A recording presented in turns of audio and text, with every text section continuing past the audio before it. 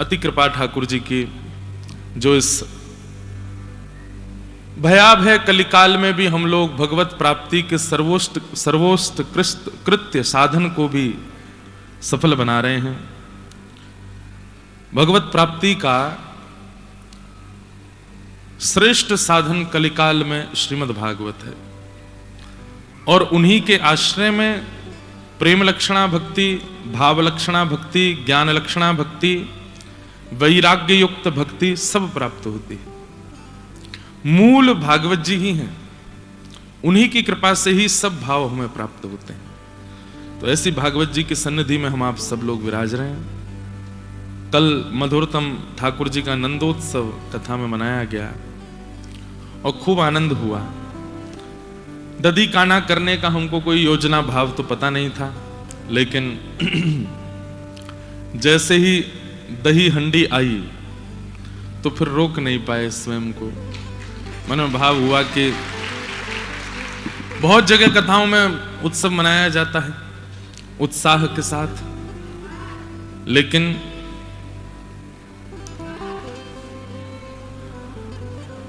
क्यों रो रहे हो भैया? आवाज आ रही है?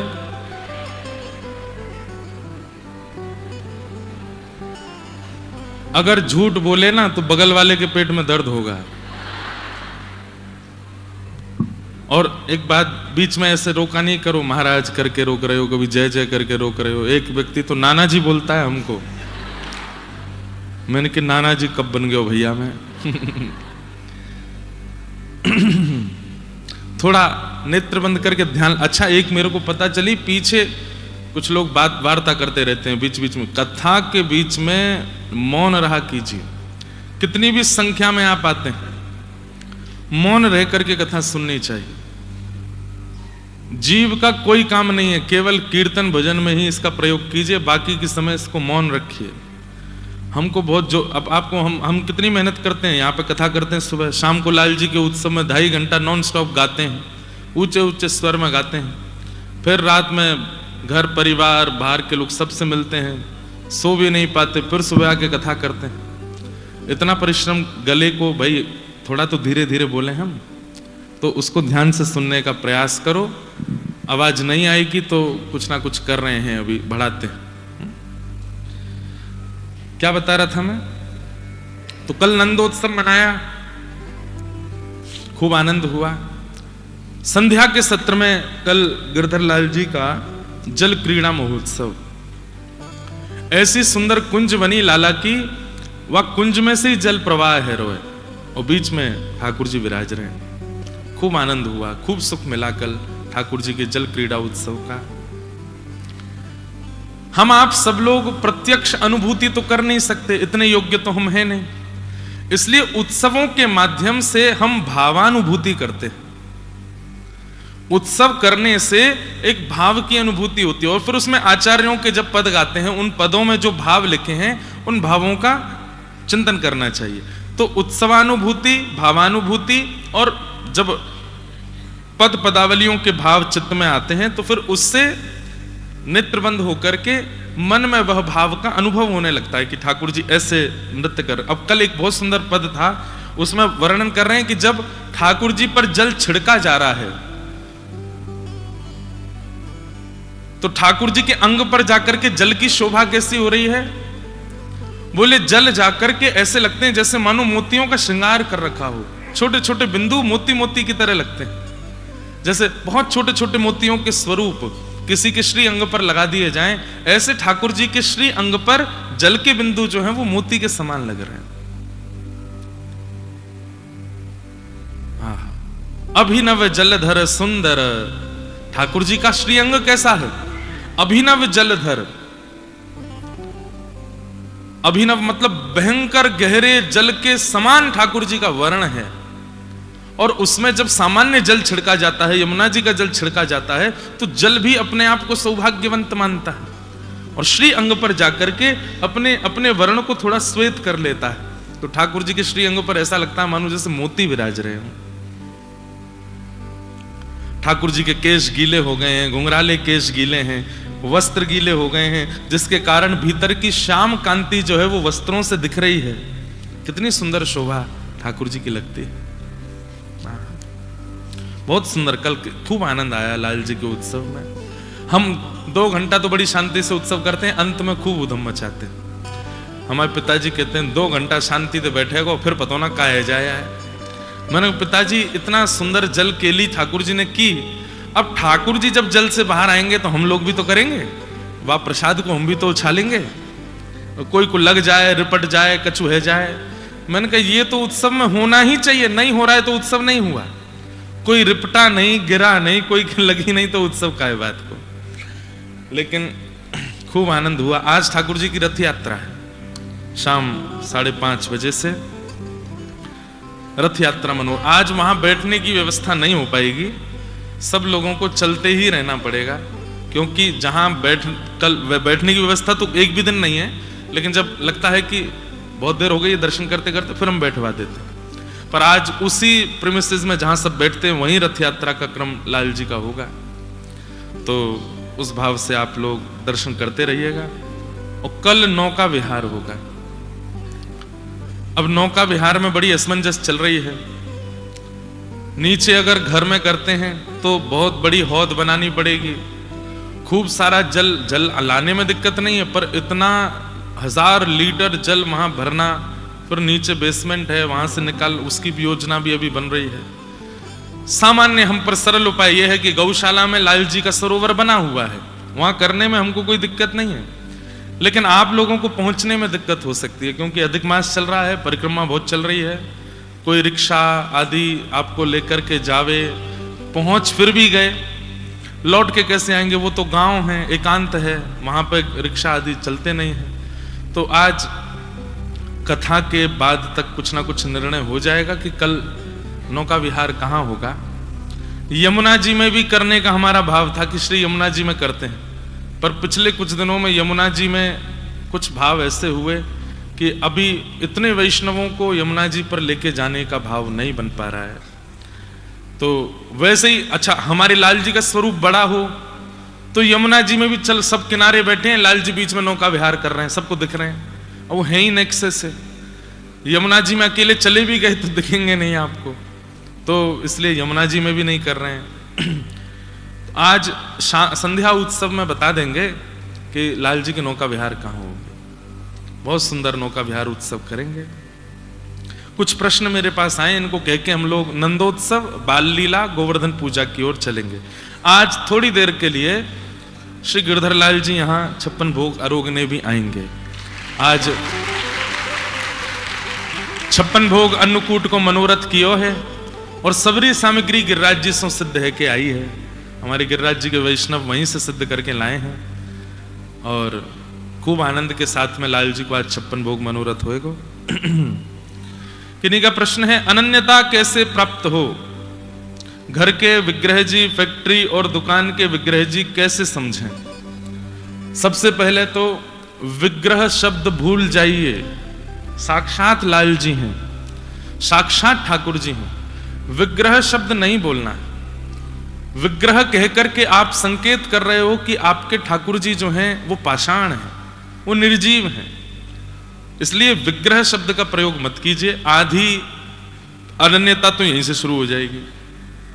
फिर रही बात घर के, फैक्ट्री के, दुकान के, सब जगह के अलग अलग ठाकुर जी हैं, क्या भाव रखें, कैसे एक रस माने? एक रस मानने में कोई दिक्कत नहीं है। हमारे लाल जी यहाँ विराजते हैं, लेकिन चित्रपट में यदि कहीं किसी वैष्णव के घर में होते हैं तो वहां देख करके भी हम यही भाव रखते हैं कि वाह लाल जी हमसे पहले पहुंच गए, यहाँ पे बड़ी जल्दी आए हो। अच्छा, गरुड़ के वाहन पर चलते हैं ना, मन से भी तेज चलता है। तो एक बुद्धि रखनी पड़ेगी कि एक ही हमारे लाला हैं, वही चित्रपट के रूप में सब जगह विराजमान। घर पर तो सब सेवा हो जाती है, परंतु अन्य जगह कैसे सेवा करें, इसमें यही भाव है कि घर के ठाकुर जी तो आप पूर्ण रूप से, भाव रूप से सेवा वाले ही रखो, बाकी जगह ठाकुर जी के प्रतिनिधि चित्र स्वरूप विराजमान कर दो, और इस भाव से सेवा। अगर वहां पर भी स्वरूप विराज रहे हैं ठाकुर जी के, तो वहां किसी को नियुक्त करो। अब फैक्ट्री और दुकान कह रहे हो, इतना खर्चा तो आप पे होगा ही कि कोई ब्राह्मण देवता को आप सेवा में लगा सको, जो वहां आपके द्वारा सेवा कर दिया करें। बाकी अनन्यता विश्वास से प्रकट होती है। न अन्य इति अनन्य, अपने एक के अलावा किसी अन्य में बुद्धि ना जाना, इसी को अनन्यता कहते हैं, और वो विश्वास से ही आती है। मेरे तो गिरधर गोपाल दूसरो ना कोई, मेरे तो गिरधर गोपाल दूसरो ना कोई। जाके सिर मोर मुकुट मेरो पति सोई, मेरे तो गिरधर गोपाल। मीराबाई की कैसी अनन्यता, इसी को अनन्य भाव कहते हैं। और वो विश्वास से प्रकट होगा। विश्वास कैसे प्रकट होगा? सत्संग से प्रकट होगा, हरिजनों के संग से प्रकट होगा, कथा श्रवण से प्रकट होगा, और कई बार जीवन में आई घटना और उस घटना के समय पर किया गया कीर्तन और उस कीर्तन से नष्ट हुई वो घटना विश्वास को प्रकट करती है। पर घटना की प्रतीक्षा क्यों करो, पहले से ही विश्वास रखो। दूसरा भाव, भगवान अपने भक्त का अपनी ओर कैसे खींचते हैं, उसके योग्य गुणों को, स्वभाव को देख के। रूप अष्टसखा गाते हैं, प्रीतम प्रीत ही सो पई है, यद्यपि रूप गुणशील सुधरता, इन बातन ना रिझई है, प्रीतम प्रीत ही सो पई है। आपके चित्त का व्यवहार कैसा है, आपके अंदर प्रीति कैसी है, आपके अंदर प्रेम कितना है, आपके अंदर धन्यता कितनी है, आप सरल कितने हो, आपका स्वभाव मधुर कितना है, उससे ठाकुर जी रीझते हैं। अपने जीवन में होने वाली गतिविधियों पर आप क्या निर्णय लेते हो, उससे ठाकुर जी रीझते हैं। ये जो जीवन में कई बार संकट आते हैं ना, ये ठाकुर जी भेजते हैं जानबूझ के, देखूं तो सही कहां निर्णय लेगो।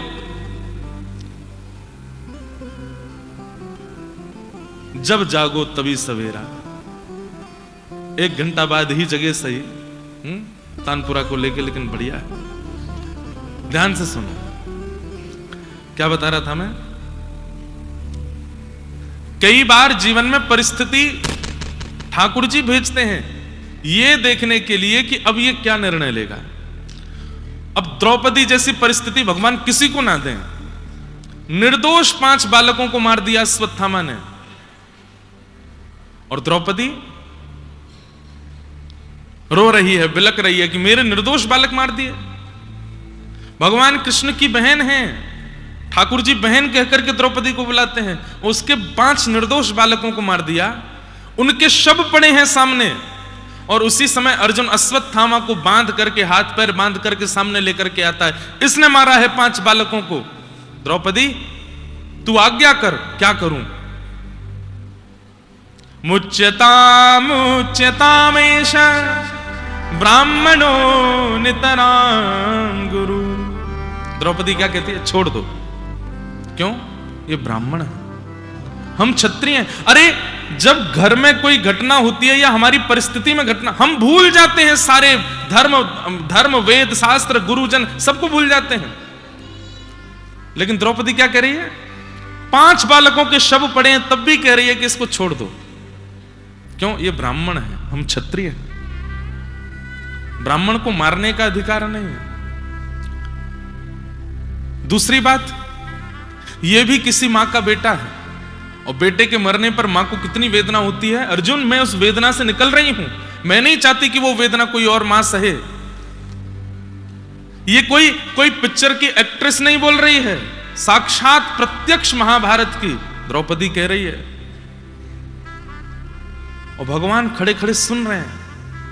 बालकों के शव सामने पड़े हैं और द्रौपदी कितनी न्याय की बात कर रही है कि ये भी एक ठीक है, अपराधी को दंड मिलना चाहिए, लेकिन आपका उसके प्रति रुझान और व्यवहार कैसा है, ठाकुर जी ये देखते हैं। ये भी किसी मां का बेटा है। मैं वो वेदना उस मां को नहीं देना चाहती जिस वेदना में मैं स्वयं हूं, इसलिए इसको मत मारो। अर्जुन, इसको मारने से मेरे 5 बालक जीवित तो होंगे नहीं, फिर मार करके क्या फायदा। और अंतिम बात बोल करके तो मानो द्रौपदी ने पूरी सभा को अपना लिया। क्या? ये ब्राह्मण है, एक मां का पुत्र है, आदि आदि ये सब बात एक तरफ। जिस गुरु ने तुमको धनुष बाण चलाना सिखाया ये उनका बेटा है। गुरु के अनंत उपकार हैं हमारे ऊपर। जिन गुरु की कृपा से अर्जुन तुम गांडीव धनुष उठा पाते हो, प्रत्यंचा चढ़ा पाते हो, उन गुरु का ये पुत्र है। क्या गुरु ऋण से तुमको भय नहीं लगता? गुरु का कर्जा है हमारे ऊपर कि उन्होंने हमें इस योग्य बनाया। कम से कम उस कर्जे को ऐसे चुकाओ कि उनके पुत्र का सम्मान करो, उसको मारो मत। बाकी सब तो शांत खड़े हैं, लेकिन दूर खड़े श्याम सुंदर के नेत्रों से आंसू गिर रहे हैं। और भगवान ने अपना नाम दे दिया द्रौपदी को, निरीक्ष कृष्णापकृतम गुरु सुतम। वहां वर्णन है, द्रौपदी ने गुरुपुत्र को देखा ना, कृष्णा अपने गुरुपुत्र को देख रही है। भगवान ने नाम रखा, मेरा नाम कृष्ण और द्रौपदी का नाम कृष्णा। इससे खिंचे चले आते हैं ठाकुर जी। आपका व्यवहार कैसा है, आपके विचार कैसे हैं, आपके निर्णय कैसे हैं। कई लोग निर्णय लेने में बहुत जल्दी और बहुत बेबाक होकर के कुछ भी कह देते हैं, निर्णय ले लेते हैं। ठाकुर जी विचलित हो जाते हैं, अपने सुख का विचार करके निर्णय ले लेते हैं, अपनों के सुख का विचार करके निर्णय ले लेते हैं। नहीं, इन सब परिस्थितियों से ठाकुर जी खिंचते हैं। आपका व्यवहार, विचार, स्वभाव, इनको सुंदर बनाओ।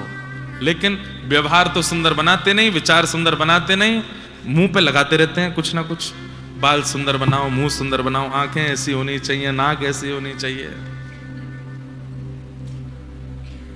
प्रियतम प्रीत ही सो पई है, यद्यपि रूप गुणशील सुधरता, इन बातन न रिझई है। तो कैसे खिंचे चले आते हैं, अपनी ओर कैसे खींचते हैं, बस इतना ही समझ लो, आगे का पता नहीं, समझ नहीं आया। हमारा आपसे एक प्रश्न है। आप बता रहे थे कि सूरदास महाराज नेत्र बंद करके ठाकुर जी की लीला का अनुभव करते थे, पर जब मैं अपने नेत्र बंद करता हूं तो वो कुछ दिखाई नहीं देता। क्या इससे यह भाव है कि ठाकुर जी मेरे चित्त में नहीं है? और अगर लीला का दर्शन करना है तो कैसे करें? पहली बात, हम नेत्र बंद करते हैं, उसके बाद हमें जो दिखता है वो हमारे मन की वास्तविक स्थिति है, वो हमारी एक्चुअल स्थिति है कि मन कैसा है।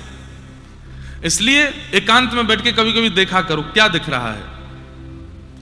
दूसरी बात, आपने कहा क्या मेरे चित्त में भगवान नहीं? ना, भगवान स्वयं गीता में कहते हैं ईश्वरः सर्वभूतानां हृदये सर्वं तिष्ठति। मैं सबके हृदय में रहता हूं, तो फिर दिखते क्यों नहीं? सीधा सा अर्थ है कि भाई दर्पण लगा है, लेकिन दर्पण में आप जब खुद को देखने गए तो आप खुद को देख नहीं पा रहे हो। क्यों? क्योंकि दर्पण पर बहुत सारा मैल लगा है, धूल लगी है, छींटे लगे हैं, गोबर लगा है, ना जाने क्या क्या लगा। दर्पण तो है, लेकिन आप देख क्यों नहीं पा रहे हो? क्योंकि मलिन है। और उस दर्पण का चेतो दर्पण मार्जनम, अपने चित्त के दर्पण का मार्जन करो। मार्जन कैसे होता है? ये कथा ही मार्जन है। धीरे धीरे इससे मार्जन होता चला जाएगा। वो चित्त का दर्पण जब स्वच्छ हो जाएगा, स्पष्ट हो जाएगा, फिर उसमें जब देखोगे तो श्याम सुंदर दिखेंगे। सूरदास जी के चित्त का दर्पण पूर्ण स्वच्छ हो चुका है, तो बाहरी दृष्टि ना होते हुए भी उनको ठाकुर जी का अनुभव होता है। चित्त का दर्पण मैला है, इसलिए ठाकुर जी नहीं दिख रहे हैं। और वो कैसे दिखेगा? एक कथा आती है, ये समझाने का भाव है।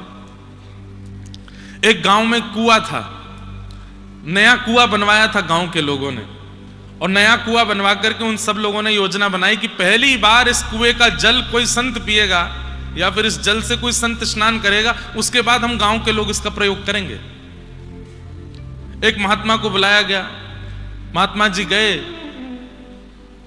बोले भैया कब जाना है कुएं में स्नान करने? बोले महाराज सब बढ़िया है, लेकिन हमारे कुएं में से दुर्गंध बहुत आ रही है, क्या करें? बोले अभी नया निकला है ना, थोड़ा उसका कम से कम 50-70 बाल्टी जल निकाल दो, उसके बाद स्वच्छ जल आ जाएगा। 50-70 बाल्टी जल निकाल दिया, फिर भी दुर्गंध नहीं गई। महात्मा के पास जाके बोले अब भी दुर्गंध नहीं जा रही। तो महात्मा बोले काम करो, तीर्थों का जल मंगाओ और तीर्थों का जल मंगा करके कुएं में डालो, और एक दिन बाद फिर से जल निकालो, शायद स्वच्छ हो जाए। उसके बाद भी दुर्गंध नहीं गई। तीसरी योजना बनाई, उसमें चूना लगा दो, ये करो वो करो, जो जो योजना पानी को सुंदर स्वच्छ बनाने की सब कर ली। अंत में महात्मा बोले ये कुआं है कहां, मैं चलूं देखने? बोले चलो। महात्मा जब गए तो महात्मा गए तो थोड़ी पास आती दुर्गंध आ रही थी। भीतर झांक करके देखा तो उसमें 2 कुत्ते मरे पड़े थे। महात्मा बोले इनको क्यों नहीं निकाला तुमने? बोले आपने कहा ही नहीं कि इनको निकालो, आपने कहा जल निकालो, तीर्थों का जल डालो, इसमें ये कर दो, इसमें लिपाई पुताई करवा दो। अरे मूर्खों, पहले इनको तो निकालो। कहने का अभिप्राय समझे? हमारा मन कुआं है। हम संतों से प्रश्न करते हैं ठाकुर जी क्यों नहीं दिख रहे, अभी भी दुर्गंध क्यों आ रही है, अभी भी संसार की चीजें क्यों दिख रही हैं, नेत्र बंद करने पर हीरो हीरोइन ही क्यों दिखते हैं, ठाकुर जी क्यों नहीं दिख रहे हैं?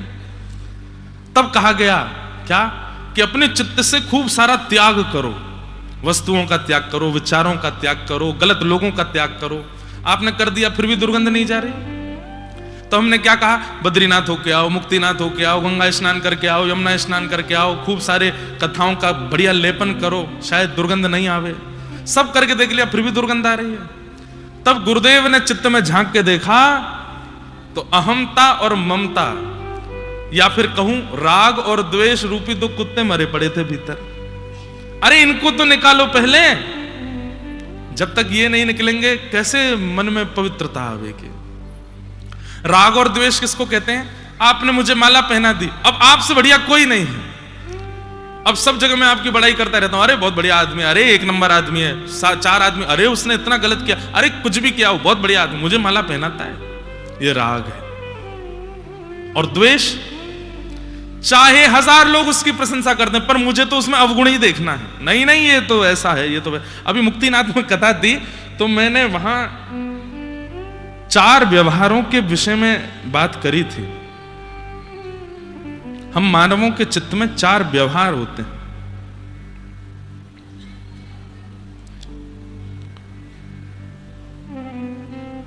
बहुत सुंदर भाव था।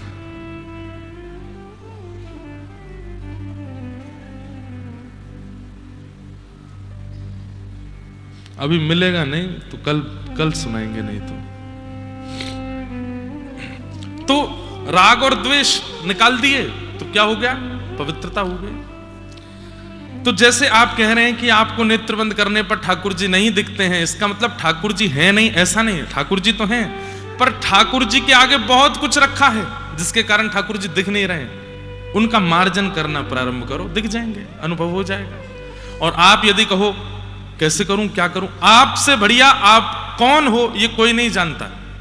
व्यक्ति कैसा है ये केवल 2 लोग जानते हैं, लिख लीजिएगा। व्यक्ति कैसा है ये 2 लोग जानते हैं, पहले भगवान, दूसरा वो खुद।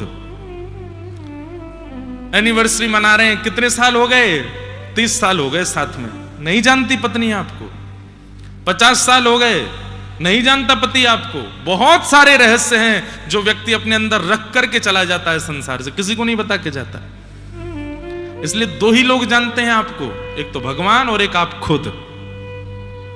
आपको पता है कि आपके अंदर कितनी कमियां हैं, कितनी गलतियां हैं, कितनी गड़बड़ियां हैं, कितने बुरे व्यवहार हैं, सबकी लिस्ट बनाओ। उन सबके पीछे ठाकुर जी दबे हुए हैं। जैसे जैसे उनका मार्जन करते जाओगे, एक दिन सूरदास जी की तरह हमें भी ठाकुर जी का अनुभव हो जाएगा। करिए। अगर स्वप्न में दीक्षा मिल जाए 3-4 बार तो फिर क्या समझना चाहिए? भगवद आज्ञा है, स्वप्न को प्रत्यक्ष दीक्षा ले लो। गुरुदेव आजकल मुझे हर व्यक्ति में दोष दिखाई देने लग गए हैं, जानते हुए भी कि मुझ में दोष कम नहीं है, और इसी वजह से अपराध बनता है और भक्ति नष्ट हो जाती है। इसका उपाय क्या है? और मुझ पर जो भी कृपा होती है मैं उसका प्रचार कर देती हूं, जो कि बहुत गलत है। आप कथा में कहते भी हैं रस बताने से प्रेम घटता है, और प्रचार करने के बाद मुझे बुरा भी लगता है। यही सब कारण की वजह से भक्ति नष्ट हो रही है। गुरुदेव क्या करें? और किसी वैष्णव पर यदि कृपा होती है तो मन में ईर्ष्या का भाव आता है, इस बात से बहुत पीड़ा होती है। ये पत्र तो एक ने लिख के भेजा है, पर 90% लोग ऐसे ही हैं। और किसी और एक आखिरी बात, यदि कोई वैष्णव या ब्रजवासी ही कुछ गलत कार्य, गलत बात या कुछ करे हमारे साथ, तो उसके प्रति कैसी बुद्धि रखनी चाहिए? इन सब पर ही तुम बात करते रहते हैं पूरे दिन। सब में दोष दिखना, अपने आप में गुण दिखना, अपने ऊपर होने वाले अनुभवों का प्रचार कर देना, ये सब आप स्वीकार कर रहे हैं, यहां लिख करके मुझे बता रहे हैं, लेकिन आपके स्वयं साथ नहीं घट रहा है। इसका मतलब क्या है? नाम आश्रय उचित रूप से नहीं, और आपका उद्देश्य भगवत प्राप्ति नहीं बना है। व्यक्ति का उद्देश्य यदि स्पष्ट हो जाता है ना कि मुझे ये प्राप्त करना है, तो उसे प्राप्त करने की जितनी योजनाएं होती हैं वो सब कर देता है। ये जिन्होंने पत्र लिखा है या ये व्यवहार जिनका भी है, उनका उद्देश्य स्पष्ट नहीं है, उन्हें ठाकुर जी की प्राप्ति करने से कोई अभिप्राय नहीं है, इसलिए ये सारी चीजें स्वीकार करने के बाद भी बनी हुई हैं।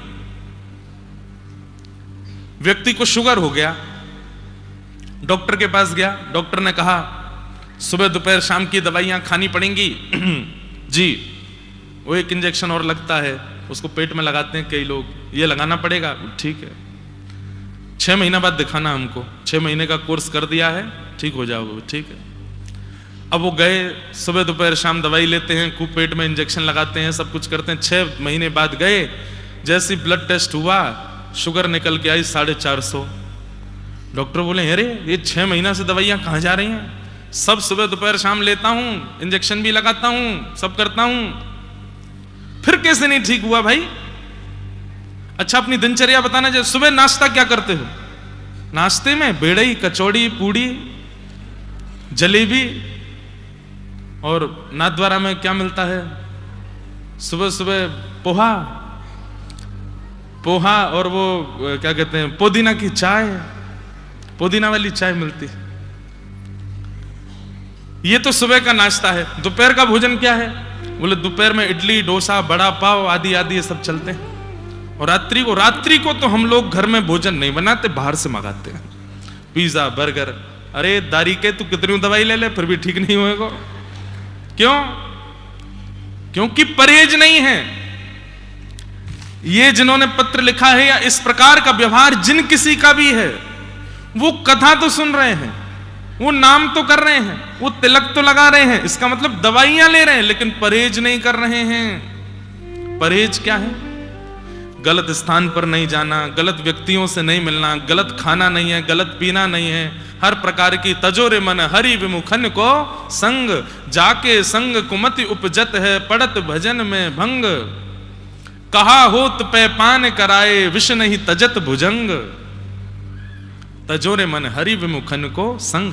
मतलब औषधि तो ले रहे हो आप, कथा सुन रहे हो, स्वीकार भी कर रहे हो कि मुझ में ये सारे दोष हैं, तिलक स्वरूप भी लगाते ही होंगे, नाम जप भी करते ही होंगे, लेकिन परहेज नहीं कर रहे हो। परहेज ना करने के कारण ये दोष आ रहा है, और ये दोष अभी तक बना हुआ है। इसलिए परहेज करना भी प्रारंभ करो। गलत स्थान पर नहीं जाना, गलत भोजन नहीं करना, गलत व्यक्ति का, और सबसे बड़ी बात, आप गलत स्थान पे भी नहीं जाते, भोजन भी गलत नहीं करते, लेकिन कोई एक व्यक्ति ऐसा आपसे जुड़ा हुआ है जो सारी गलतियां करता है, तो उसकी वजह से भी आप में दोष बचे रहते हैं। औषधि लेने के बाद भी रोग ना जावे, इसका मतलब आप कुछ तो ऐसा सेवन कर रहे हो जो आपके रोग को बनाए रखा है। इसलिए परहेज करो, दूषितताओं का त्याग करो।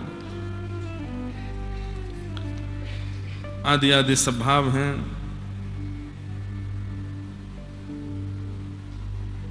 संसारिक जगत में ज्ञानी पुरुष बड़ा है या भक्त पुरुष, और इन दोनों में अंतर क्या है?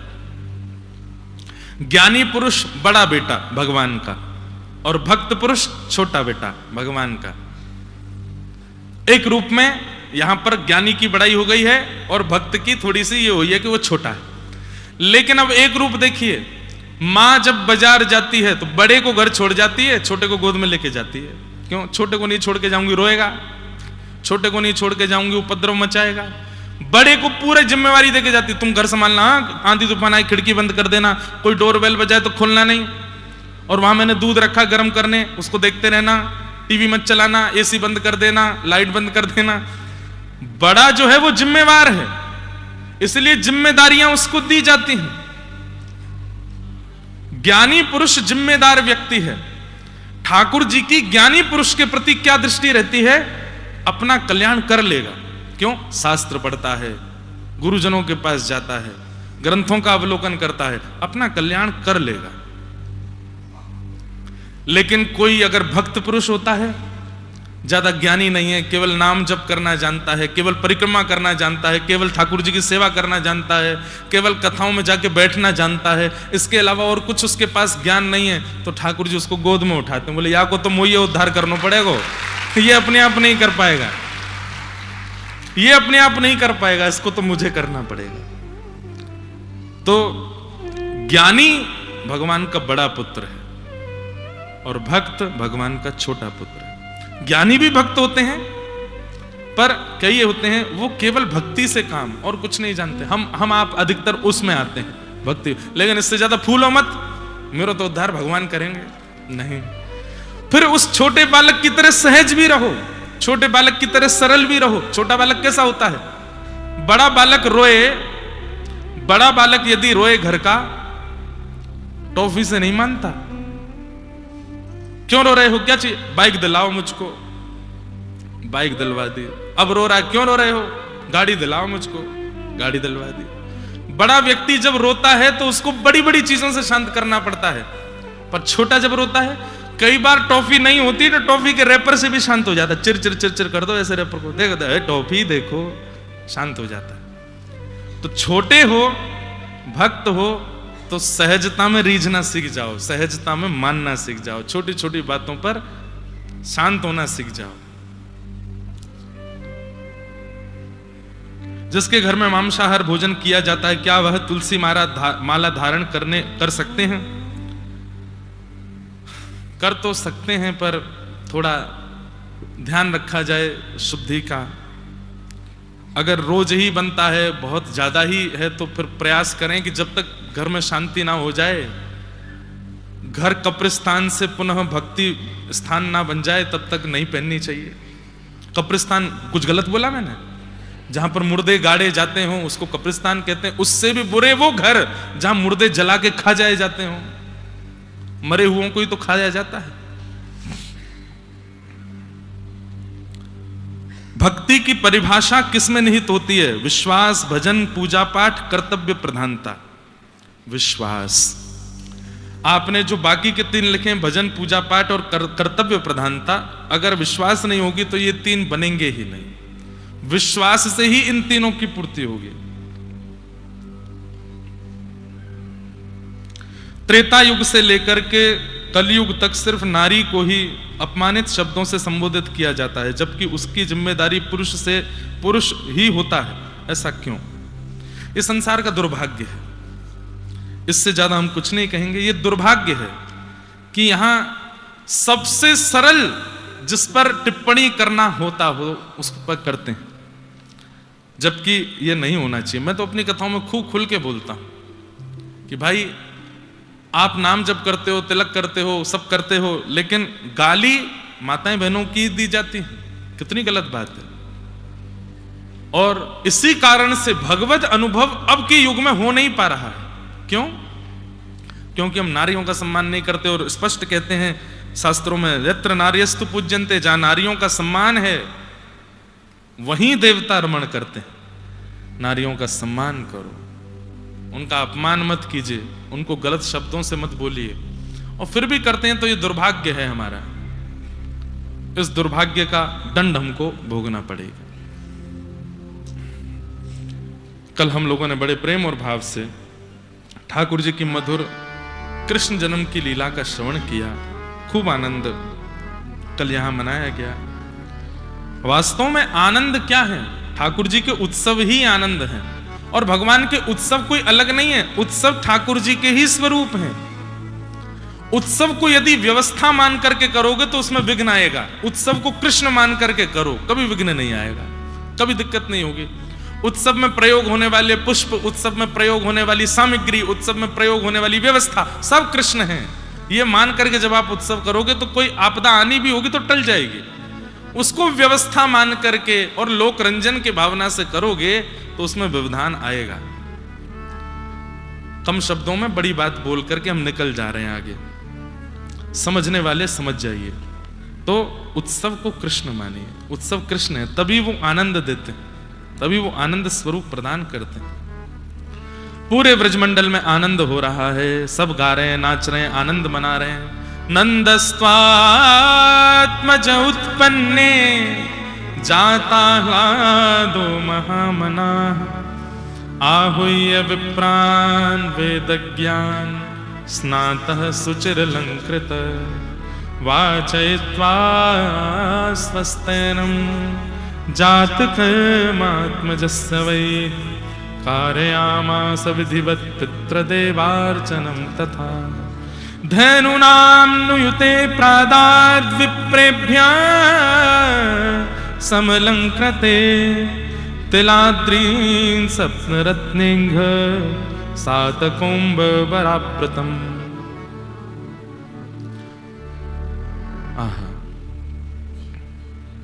सात कुंभाम्बराव्रतान, कितना सुंदर वर्णन यहां पर कर रहे हैं।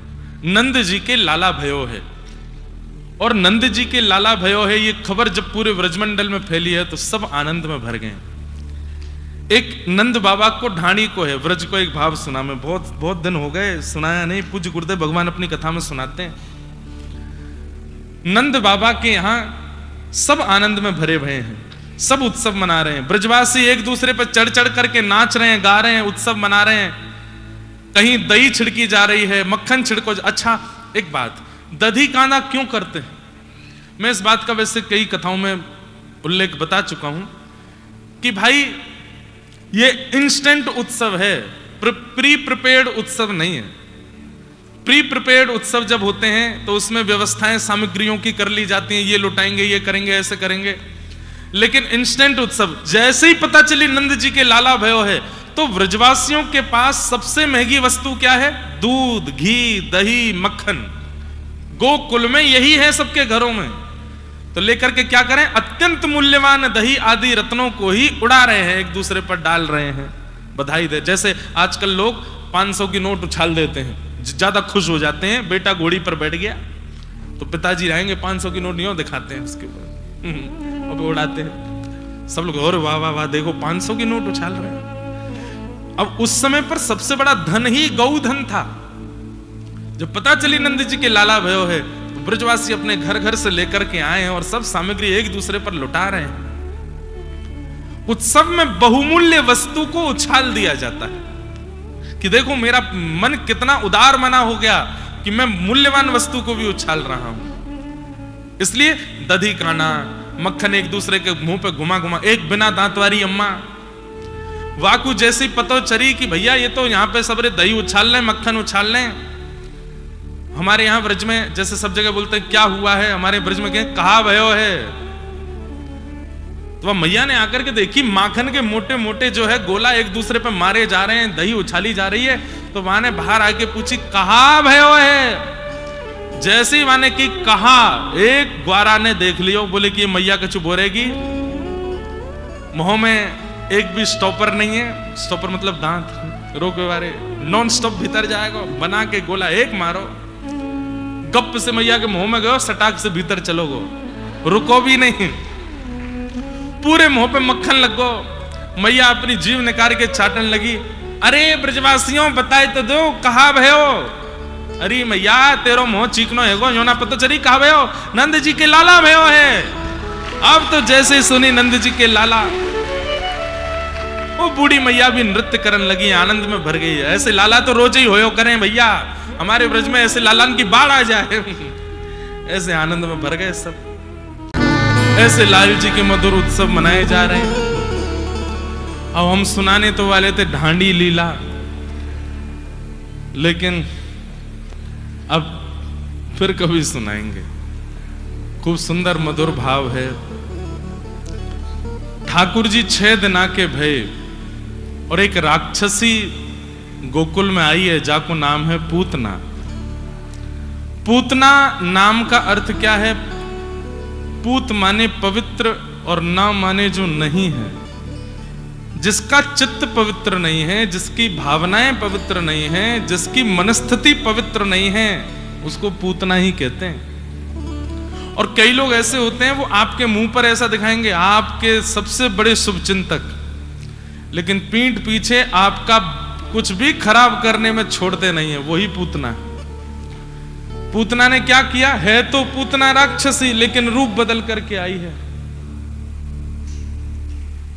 रूप बदल करके आई है। रूप बना करके तो ऐसी आई है कि जैसे लाला को कितना खिलावेगी, कितनो प्रेम देगी, कितनो स्नेह देके जावेगी, लेकिन वास्तविक में पयोधर में विष लगा के आई है मारने के लिए। ये पूतना है। और ऐसे संसार में अनेक पूतनाएं हमारे आसपास भी घूमती रहती हैं, जो बनते ऐसे हैं कि हमारे शुभ चिंतक हैं, लेकिन बिल्कुल नहीं है। पूतना रूप बदल करके आई, लक्ष्मी जैसा रूप धारण करके आई, इतनी सुंदर बन करके आई कि सब ब्रजवासियों का मन उस पर चला गया। सब देख करके कहने लगे, अरे कितनी सुंदर है, कितनी मनोहर बन के आई है, कितनो सुंदर या को रूप है, कितने सुंदर या के वस्त्र कितने बढ़िया हैं। जैसे ही पूतना पहुंची, सब ब्रजवासी उस पर मोहित हो गए। नंद भवन का मार्ग पूछ रही है, तो उसके रूप आवरण को देख करके कोई रोक भी नहीं रहा है। सब कह रहे, हाँ हाँ ऐसे जाओ, यहां से जाओ। 2 यमलार्जुन के वृक्ष जिस आंगन में है वो ही नंद भवन है। और पूछती पूछती उत्सव के बीच में सबके उत्सव को भंग करती हुई पहुंच गई नंद भवन। जितने लोग उत्सव में नाच रहे गा रहे थे, सब एक बार को उत्सव गान छोड़ करके उसकी ओर देखने लगे। आहा क्या रूप है, क्या सुंदरता। एक ब्रजवासी तो दौड़ो दौड़ो मैया के पास गयो, मैया तू बहुत दिन आते पीछे पड़ रही, ब्याह कर ले ब्याह कर ले। ढूंढ ली मैंने बहू, कहाँ है? बोले वो आ रही है। यही तो करूंगा मैया ब्याह। गोपी बोली, तेने अपना मुंह देखो है, कितनी सुंदर है वो। अरे मैया तूने एक बात तो चला, इतनी सुंदर बन के आई। हमारा कोई भी गुण यदि किसी के भजन में विक्षेप डाल रहा है तो वो गुण योग्य नहीं है। गुण सदैव गौड़ होना चाहिए, गुण सदैव भीतर होना चाहिए। और सबसे बड़ी बात हमारी सुंदरता है, हमारा ज्ञान है, या जो भी गुण है, वो गुण श्रेष्ठ तब मानो कि उस गुण का प्रकाश होते ही सामने वाले में प्रेम बढ़े, भक्ति बढ़े, ना कि सांसारिक भोग और आसक्ति बढ़े। वो गुण श्रेष्ठ नहीं।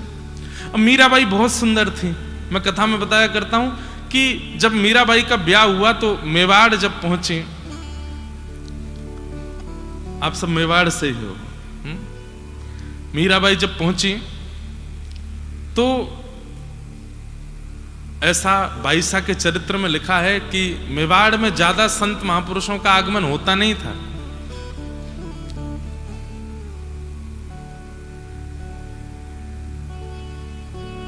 भोजराज राजा, कुंवर भोजराज, जिनसे ब्याह हुआ, वे रोज देखते हैं कि उनके राजभवन के बाहर इतने संत महात्माओं की भीड़, और सब केवल एक ही जगह खड़े रहते हैं। कहां?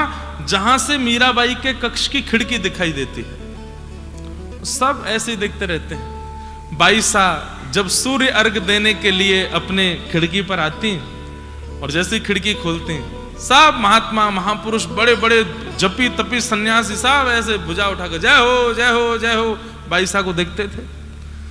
तो एक दिन भोजराज गए और जाकर के बोले, आप लोग क्या देखते हैं? मीरा बहुत सुंदर है, उसका रूप बहुत आकर्षक है, वो देखने आते हैं। तो सब बोले, नहीं भगवान, हरिद्वार नहाए आए, सब जगह घूमे आए, बड़े बड़े तीर्थन में जाए करके जब तब कर आए, उसके बाद एक क्षण के लिए ठाकुर जी का अनुभव होता है।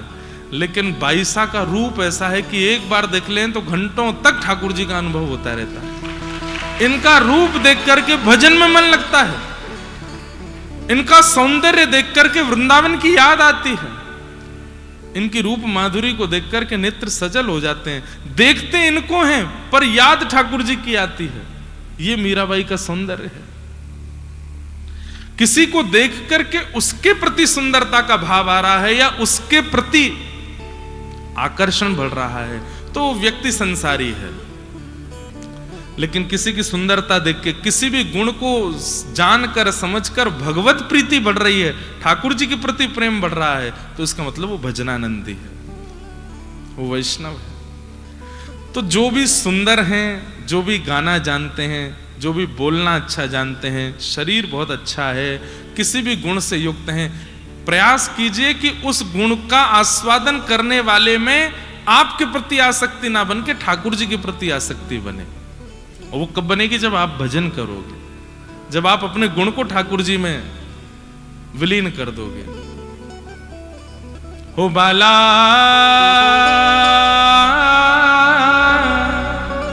मैं बैरागन हूंगी, मैं बैरागन। क्यों हूंगी बैरागन? जिन भेषा मेरो सावरो रीछे, जिन भेषा मेरो सावरो रीछे, मैं सोही भेष धरूंगी। हो बाला सोही भेष धरूंगी, हो मैं बैरागन हो। अच्छा, गुण को श्रेष्ठ बनाने का एक उपाय और है। क्या? उस गुण से संसार को ना रिझा के ठाकुर जी को रिझाओ। जो भी गुण है, अब जैसे किसी को गाना आ जाता है तो वो माइक ले ले करके सब जगह अपने प्रस्तुति करने लगता है कि 4 लोग मेरी वाहवाही कर दें, 4 लोग मुझसे रीझ जाएं, 4 लोग मुझसे प्रसन्न हो जाएं। ना, गाना आता है तो एकांत में बैठ के ठाकुर जी के सामने गाओ, ठाकुर जी को रिझाने का प्रयास करो। वो दुनिया वाहवाही नहीं चाहिए, आप एक बार बोल दो वाह, आप एक बार वाह बोल दोगे, नाथ में प्रसन्न। भोजन बनाना आता है, कई लोग होते हैं उनके हाथ में स्वाद होता है। महाराज ऐसे ऐसे लोग होते हैं, किसी सामग्री को छू दें स्वादिष्ट हो जाती है। कुछ भी बना दें, जैसे घर की मां पीली दाल बनाएगी, बिल्कुल साधारण, कुछ नहीं डाला, हल्दी नमक डाला है, उस दाल का स्वाद कोई और पकड़ ही नहीं सकता, इतनी बढ़िया बनती है। वो रोटी बना के लाती है, गरम गरम फुल्का बना के लाती है, उस पर घी डाल देती है, दही से खा लो तो इतना स्वाद लगता है। क्यों? कईयों के हाथ में स्वाद, और हाथ में नहीं, व्यवहार में स्वाद होता है। अगर उस गुण से वो स्वाद बनाने वाला ये सोचने लग जाए ना, खाने वाले यूं कहते हैं किसने बनाया, उंगली काटते रह गए, इतना बढ़िया स्वाद, बिगड़ जाएगा।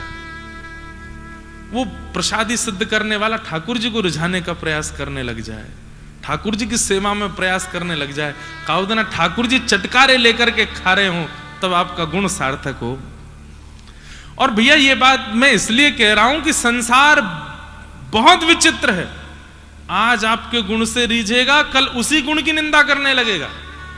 लेकिन ठाकुर जी एक बार जिस गुण से रीझते हैं ना, जीवन भर फिर उस गुण के अधीन रहते हैं, सदा उसके अधीन रहते हैं। इसलिए रूप है, सौंदर्य है, शरीर है, वाणी है, भोजन बनाने की कला है, नृत्य करने की कला है, कोई भी गुण आपके पास है, उस गुण से प्रयास करो ठाकुर जी को रिझाने का।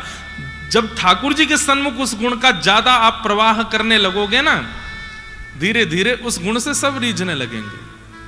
हमने एक आध कथा में बताया, पूज्य गुरुदेव भगवान भी जानते हैं। प्रारंभिक समय में जब कथाएं बहुत कम होती थी ना, तो हम अपनी गौशाला में जाके कथा करते थे, गैयाओं को सुनाते थे। सुबह 5 बजे गैयाओं के बीच में बैठ करके और ऐसा तखत लगा करके और वहां गैयाओं को कथा सुनाता था मैं। आज भी याद है वो समय, सर्दियों के समय कोहरा में जाते थे, गैयाओं को जाकर के सानी में थोड़ी कुछ सेवा करते, उसके बाद आसन लगा के चारों तरफ गैया बैठी हैं और बीच में कथा सुनाते। नंदोत्सव होता था तो बढ़िया गुड़ के लड्डू बनवा के ले जाते, वही उछालते गैया के ऊपर, बधाई हो बधाई हो। स्थिति ये हो गई थी कि घर के किसी कार्य में व्यस्त होने के कारण जब मैं गौशाला नहीं जा पाता था तो हमारे ग्वारिया बाबा का फोन आता, बोले गैया रम्मा रही हैं सुबह से, अम्मा अम्मा कर रही है, आज कथा वक्ता नहीं आयो, आज कथा नहीं सुनी।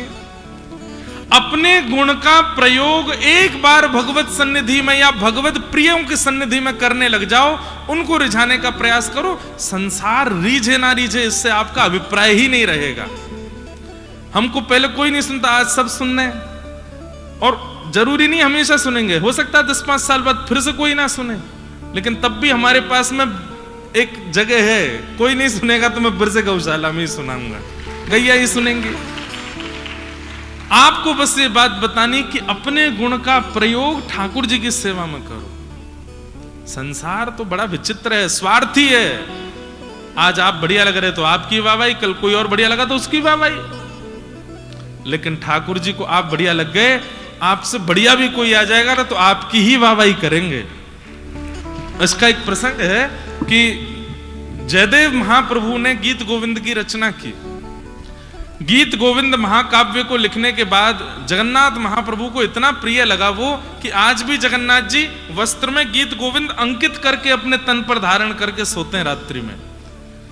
उस समय पर कोई और हुआ जगन्नाथपुरी ने, उसने गीत गोविंद लिखा, मतलब दूसरा गीत गोविंद लिखा, और जयदेव महाप्रभु की रचना को देख करके उससे भी बढ़िया वाले शब्द लिखने के प्रयास किए। गीत गोविंद की रचना जब उसने की तो ठाकुर जी उसके स्वप्न में नृसिंह बन करके पहुंच गए। बोले कि मेरे जयदेव के गीत गोविंद से ऊपर कुछ नहीं है, अपना गीत गोविंद तुम बहा के आओ समुद्र में। और तब उनको प्रवाहित करना ही पड़ा। ठाकुर जी एक बार जाते रीझ जाए ना, सदा बातें रीझे रहे। इसलिए अगर चाहते हैं कि हमारा गुण किसी व्यक्ति में विषय को प्रकट ना करे, भक्ति को प्रकट करे, तो अपने गुण को पहले ठाकुर जी के सन्मुख प्रसादी कर दीजिए। अपने गुण को ठाकुर जी की प्रसादी बना दीजिए। जो पाएगा, जो आस्वादन करेगा, उसके चित्त में भक्ति प्रकट हो जाएगी। अब पूतना ठाकुर जी के लिए थोड़ी सच के आई है, वो तो सबको रिझाने के लिए सच के आई है, इसलिए सब रीझ रहे हैं उस पर। आहा, रूप देखो, सौंदर्य देखो, ये देखो। पहुंच गई नंद भवन में, यशोदा मैया ने देखी, अरे वाह, बड़ी सुंदर कोई बहू आई है। कहां ते आई हो? मैं मिश्राणी हूं, पास के गांव ते आई हूं, आपके लाला को आशीर्वाद देवे आई हूं। बोले अच्छा, लाला को गोद में दे दियो।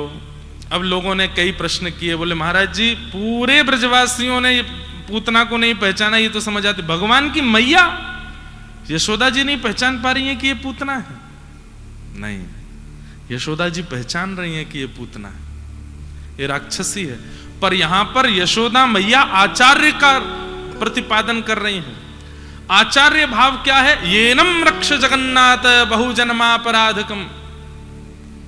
आचार्य का स्वरूप क्या होता है? सामने आए हुए दीन के लिए भी ठाकुर जी से प्रार्थना करते हैं कि नाथ ये बहुत दीन है, बहुत अपराधी है, इस पर कृपा करो। यशोदा मैया आचार्य है।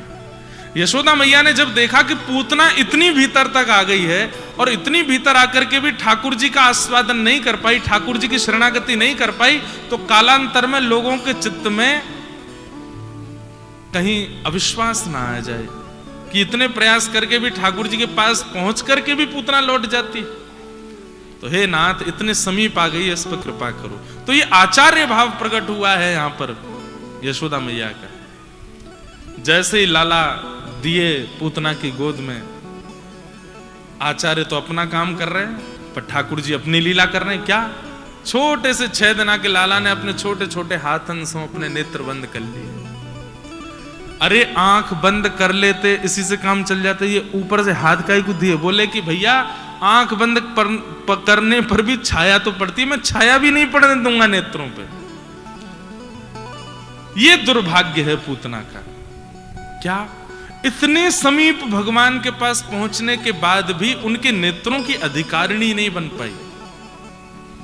ऐसा कौन सा अपराध या कौन सा दोष है पूतना में? अरे इतने राक्षसों को भगवान ने अपनी आंखों से देखा, ताड़का को देखा, रावण को देखा, शूर्पणखा को देखा, इतने बड़े बड़े राक्षसों को ठाकुर जी नेत्रों से देख रहे हैं, पर पूतना में ऐसा क्या है कि ठाकुर जी उसको देख नहीं रहे? इसके पीछे कई लक्षण बताए जाते हैं। उन लक्षणों से आपको बचना है। ये दुर्लक्षण है, ये अगर आपके अंदर आ गए तो ठाकुर जी आपको देखेंगे नहीं। सबसे पहला रूप परिवर्तन। हम जैसे हैं वैसे ठाकुर जी के सन्मुख जाएं। व्यवहार विचार यदि दूषित भी हैं तो ठाकुर जी के सामने जाकर के प्रार्थना कर दो।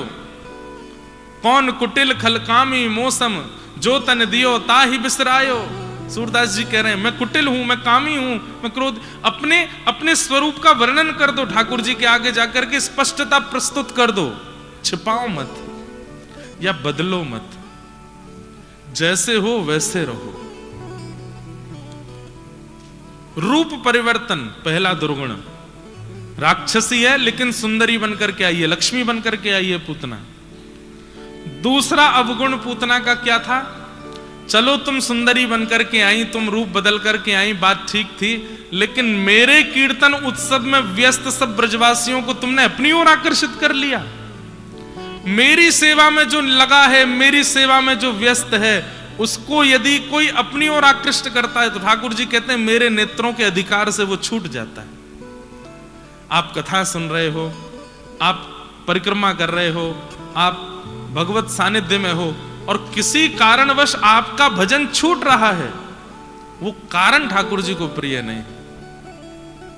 इसलिए आप सबसे भी प्रार्थना, किसी के भजन में कभी विक्षेप मत डालो, प्रतीक्षा कर लो इसका भजन पूरा हो जाए उसके बाद बात करेंगे, इसकी सेवा पूरी हो जाए उसके बाद कुछ कहेंगे। बीच में विक्षेप डाल करके उसका मन यदि अपनी ओर खींचा तो आप पूतना हो। तो दूसरा अवगुण क्या है पूतना का? वैष्णव भक्ति में विक्षेप डाल रही है पूतना।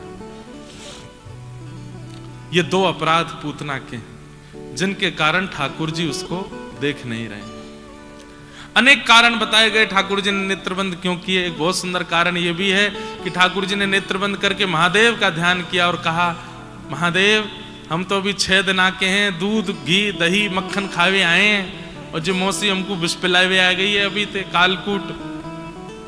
अब मुंह को विष पीवे को तो अभी अभ्यास ना है, तो आप मेरे चित्त में आए के बैठ जाओ, मैं जब यहाँ को दूध पीऊंगा तो विष विष तुम पी जाइयो, दूध में पी जाऊंगा। महादेव का स्मरण कर रहे हैं। और सबसे सुंदर उदाहरण, आहा अहो बकीयम स्तन कालकूटम जिघांक्षया पाययदप्य साध्वी लेभे गतिं धातृचितां ततोन्यम कंबा दयालुं शरणं व्रजेम। भगवान ने नेत्र बंद करके वैकुंठ पहुंच गए और वैकुंठ में जाकर के आज्ञा करी, बोले आ गया, तैयारी करो। बोले क्या हो गया नाथ, कौन आने वाला है वैकुंठ में? बोले यशोदा मैया का कक्ष कहां है, यशोदा मैया की पदवी स्थान कहां है? बोले उसकी तैयारी करो। सब वैकुंठ वाले घबरा गए, यशोदा मैया आ रही हैं? बोले यशोदा जी नहीं आ रही हैं, यशोदा की पदवी पर हम पूतना को भेज रहे हैं। वैकुंठ वालों ने सिर पकड़ लिया, बोले पूतना को यशोदा जी का स्थान क्यों दे रहे हो आप?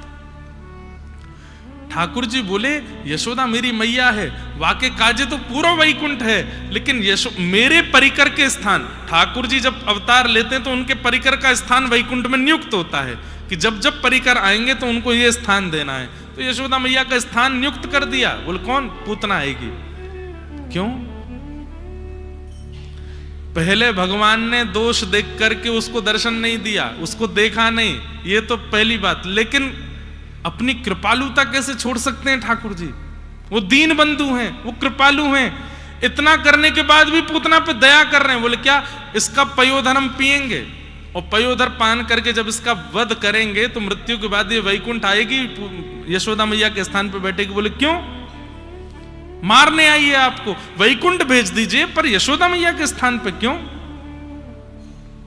ठाकुर जी बोले हमको इसका मारने का तरीका बहुत बढ़िया लग रहा है हमको। कोई अस्त्र से मारता, कोई शस्त्र से मारता, कोई बाण से मारता है, कोई तरीके, ये मैया की तरह वात्सल्य भाव प्रकट करके मारने आई है, इसलिए मैं इस पर बहुत प्रसन्न हूं। इसको यशोदा मैया की गति देनी है। कंबा दयालु, कितने दयालु हैं ठाकुर जी। पहले अवगुण देख करके उसको दर्शन ने आंख बंद कर ली, लेकिन तुरंत ठाकुर जी का गुण प्रकट हो। एक क्षण बाद ही ठाकुर जी ने वैकुंठ में जाके व्यवस्था कर दी, बोले उसको भी यहां भेजेंगे। कई बार हम लोग कह देते हैं कि श्री जी अवगुण नहीं देखते, लेकिन ठाकुर जी देखते हैं। इतनी ज्यादा बुराई भी नहीं करनी चाहिए। ठाकुर जी ठीक है, पहले पहले कभी अवगुण देखते हैं, लेकिन ठाकुर जी की आदत है, स्वभाव है गुण देखना, और अवगुण होते हुए भी उस पर कृपा करना। वो स्वभाव है ठाकुर जी का।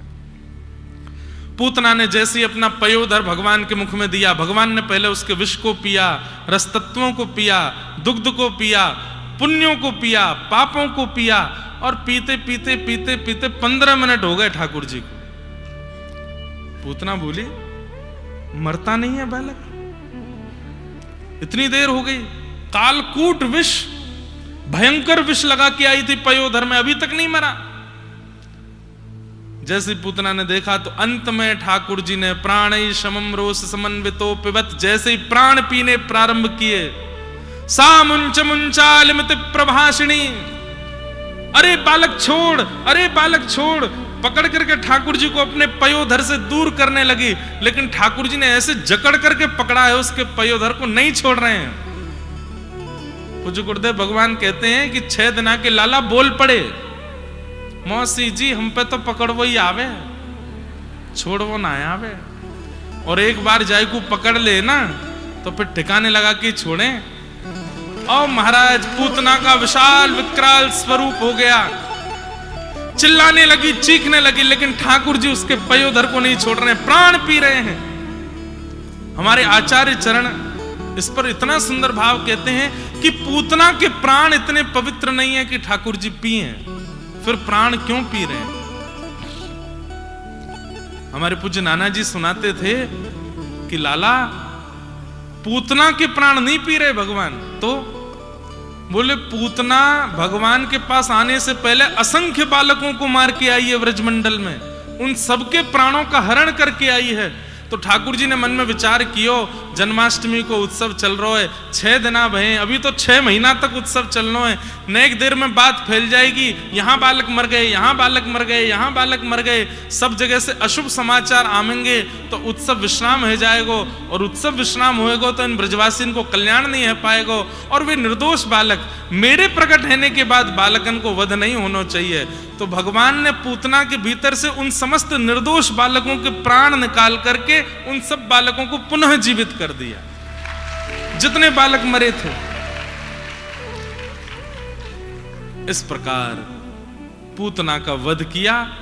नंद भवन के पीछे महाराज किलोमीटरों में जाकर के उसका शरीर गिरा, धड़ाम से आवाज आई, पृथ्वी हिल सी गई, सब ब्रजवासी दौड़े तो देखे नंद भवन की पीछे की दीवार टूटी है और विशाल विकराल राक्षसी पड़ी है। यशोदा मैया ढूंढी, कहां यशोदा मैया, कहीं और कार्य में व्यस्त, दौड़ी दौड़ी आई, कहां भयो, अरे लाला कहां है, पलना में देखे लाला नहीं, अरे वो सुंदरी आई, वही गोद में लेके बैठी, कहां गई। तो पूतना के अंग पर अभी भी वो वस्त्र थे जो सुंदरी वाले थे। यशोदा मैया बोली, अरे ये सुंदरीता के भेष में ही राक्षसी आई, लाला को लेके। ऊपर चढ़ के देखी तो ठाकुर जी पयोधर पे अभी भी पौड़े। सब ने ऊपर चढ़ के छोटे से लाला को नीचे उतारो। जो ब्रजवासी कह मेरो या ते ब्याह कराई दियो, बाकी मैया बोली अरे करेगो ब्याह, देख कैसी बन के आई है ये। मैया आज के बाद नियम लूंगा, बोले का कोई सुंदरी ते ब्याह नहीं करूंगा, कहा पतो बाद में चल के ऐसी है जाए। लेकिन ये सब बातें तो एक तरफ की विनोद की हैं, लेकिन इसमें एक बहुत सुंदर प्रसंग है। क्या 6 दिन हो गए ठाकुर जी को प्रकट हुए, और 6 दिन से ब्रज में एक वर्ग है जो बहुत व्याकुल है, और वो है गौ माता। गैया गौशाला में खड़ी खड़ी रम्भा रही है। नंद घर आनंद भयो जय कन्हैया लाल की उत्सव सुनकर के उनको प्रसन्नता भी हो रही है, लेकिन वे दुखी भी हो रही है। क्यों? अरे ठाकुर जी कहते मैं गैयान की रक्षा के काजे आया हूं, 6 दिन है गए अभी तक हमें दर्शन नहीं दिए। इन ब्रजवासी को दर्शन दे रहे हैं, संत महात्मान को दर्शन दे रहे हैं, और हम गैया, अरे यमुना जी को भी दर्शन दिया आपने, मथुरा से आते समय यमुना जी को भी दर्शन है गयो, हम गैयान के काजे आयो, हमें कब दर्शन दोगे? तो ठाकुर जी ने 6 दिना से यूं सोच रहे हैं, इन गैयान के कहा करूं, कोई ऊंची नसैनी आवे, लंबो ऊंचो मंच आवे तो वहां से इनको दर्शन कराऊं अपनो। सो पूतना को मंच बना के बुलाया ठाकुर जी ने। जैसे ही पूतना विशाल विकराल हुई, पयोधर पर पड़े भय ठाकुर जी ने गौशाला में खड़ी खड़ी सब गैयान को दर्शन दे दियो। सब गैयान ने ठाकुर जी को देख लियो, सब आनंदित है गए। इतना ही नहीं, वो गैया सब व्याकुल थी। तो जब ठाकुर जी को पूतना का स्पर्श हुआ, सब गोपियां बोली, राक्षसी ने लाला को स्पर्श कियो है, लाला को शुद्धिकरण करना पड़ेगा, कहां लेके जाएं? बोले गौशाला लेके चलो। और तुरंत ठाकुर जी को लेकर के गैयान के बीच में सब गोपियां आई हैं। आहा, गौमूत्रेण स्नापित्वा, ऐसी चिकित्सा दुनिया में कहीं नहीं हो सकती। गौमूत्र से ठाकुर जी को स्नान कराया। गौमूत्रेण स्नापित्वा पुनर्गौरजसार्भकं रक्षं चक्रुश्च शक्रता द्वादशांगेषु नामभिः। गैयान के गौमूत्र से स्नान करायो। गौ खुर ठाकुर जी के श्री अंग पर लगाई है, और एक गोपी गोद में लेके बैठी है, और एक गोपी गैयान की पूंछ से लाला को झाड़ो दे रही है। और सबसे बड़ी बात, 12 अंगों पर रज लगा करके भगवान के नाम से ही भगवान को झाड़ा दे रहे हैं। ठाकुर जी मंद मंद मुस्कुरा रहे हैं।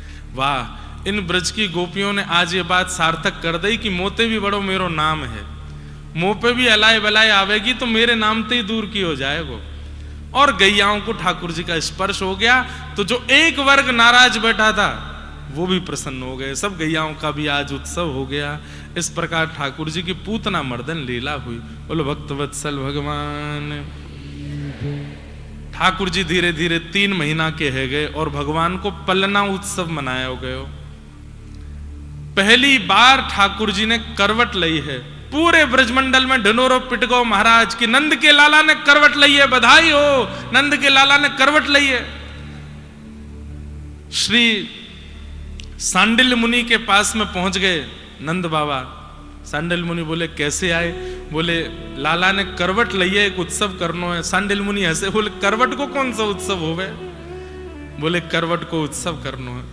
सांडिल्य मुनि बोले भैया करवट को कोई उत्सव नहीं है, या तो बढ़िया तुम पलना उत्सव करो लाला को।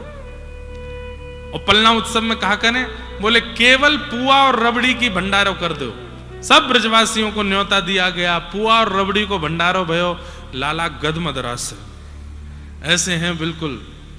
ये महाराज ऐसे हाथ कर लें तो यूं लटके हाथ, पी पी के दूध बिल्कुल ऐसे है गए, गाल मोटे मोटे, और महाराज ऐसे सुंदर कमल जैसे नेत्र ठाकुर जी के, और ये बढ़िया स्वरूप है ठाकुर जी को। सब ब्रजवासी तो कोई लाला के हाथ दबावे, कोई पाम दबावे, खिलखिल करके ठाकुर जी हंसे। लेकिन थोड़ी देर बाद ठाकुर जी चिड़चिड़ा गए। और कोई गोपी आवे वो गाल खींचे, कोई गोपी आवे वो थोड़ी खींचे, पाम खींचे। सोई ठाकुर जी जोर से रोए। यशोदा मैया बोली हटो चलो सबरे, ऐसे लाला को परेशान करें। गोद में ले लिए, और गोद में लेकर के लाला को दूर लेकर के गई। एक बैलगाड़ी के नीचे कपड़ा को एक बढ़िया सुंदर पलना बनायो, वहां में लाला सुबाई दिए। धीमे धीमे मैया झोटा दे रही है, और जैसे ही लाला के नेत्र बंद भये, यशोदा मैया उठ के चली गई। ठाकुर जी मन में सोचे मैया मुझसे दूर जा रही है। मैं कथा में कहा करता हूं बंधुओं, ठाकुर जी को अटेंशन बहुत अच्छा लगता है। मैं तेरे पास आया हूं, तू मुझसे दूर मत जाए कर, तू मेरे पास ही रहकर, दिन भर मेरी सुध ले तो रहकर। लाला कहाँ कर रहे हैं? कछु खाएंगे, कछु पिएंगे, गर्मी तो नहीं लग रही, कछु व्यवस्था कर दूं, एसी लगाए दूं, कूलर लगाए दूं, खस की टाट लगा दूं, न चंदन घिसके लगाए दूं। 24 घंटा उनका ध्यान धरते रहो। इतने प्रसन्न रहते हैं वो कि याकू मेरी इतनी चिंता है तो मोकू भी या की चिंता है। लेकिन सुबह दर्शन किए, फिर पूरे दिन अब पूछे ही नहीं रहे कहां है ठाकुर जी। प्रिय नहीं ठाकुर जी। प्रेम लक्षण भक्ति यदि चित्त में है तो बार बार ठाकुर जी के पास जाते रहो, उनसे दूर मत रहो ज्यादा। आपका सामीप्य उनको सबसे ज्यादा प्रिय लगता है। वो आपके लिए आए हैं आपके पास।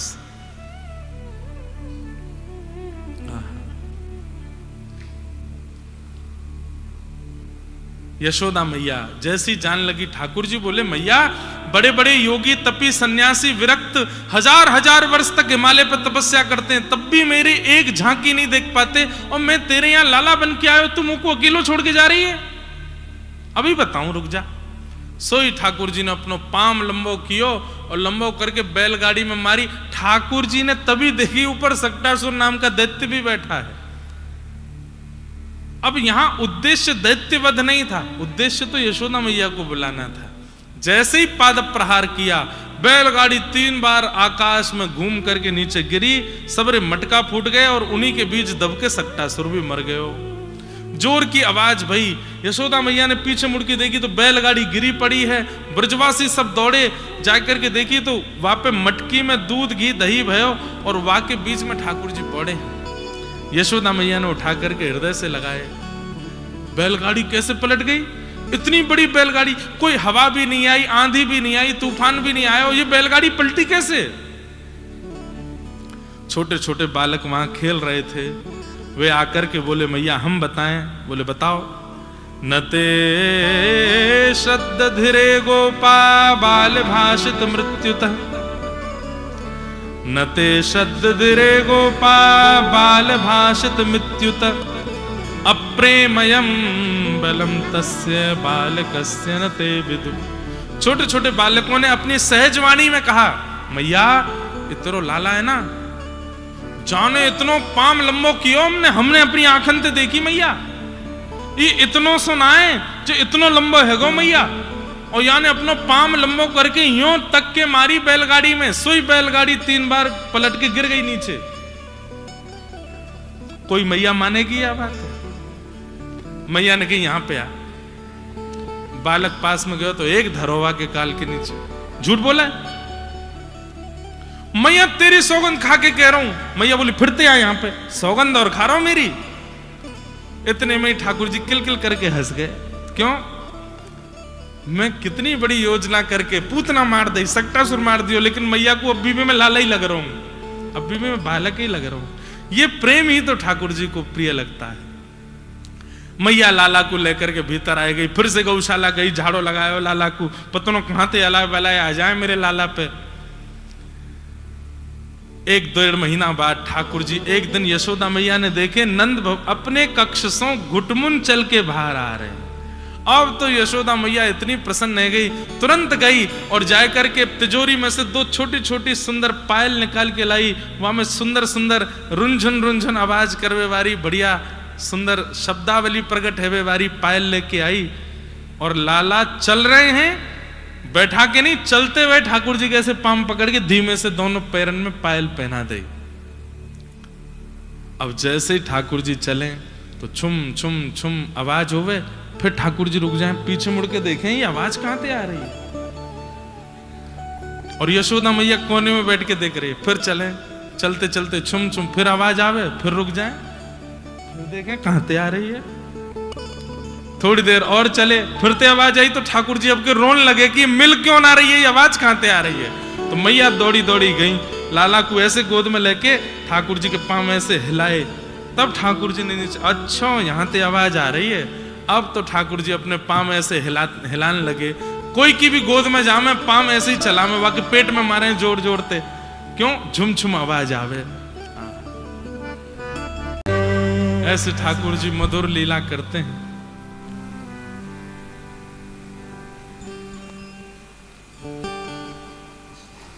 इकाई का स्वर है।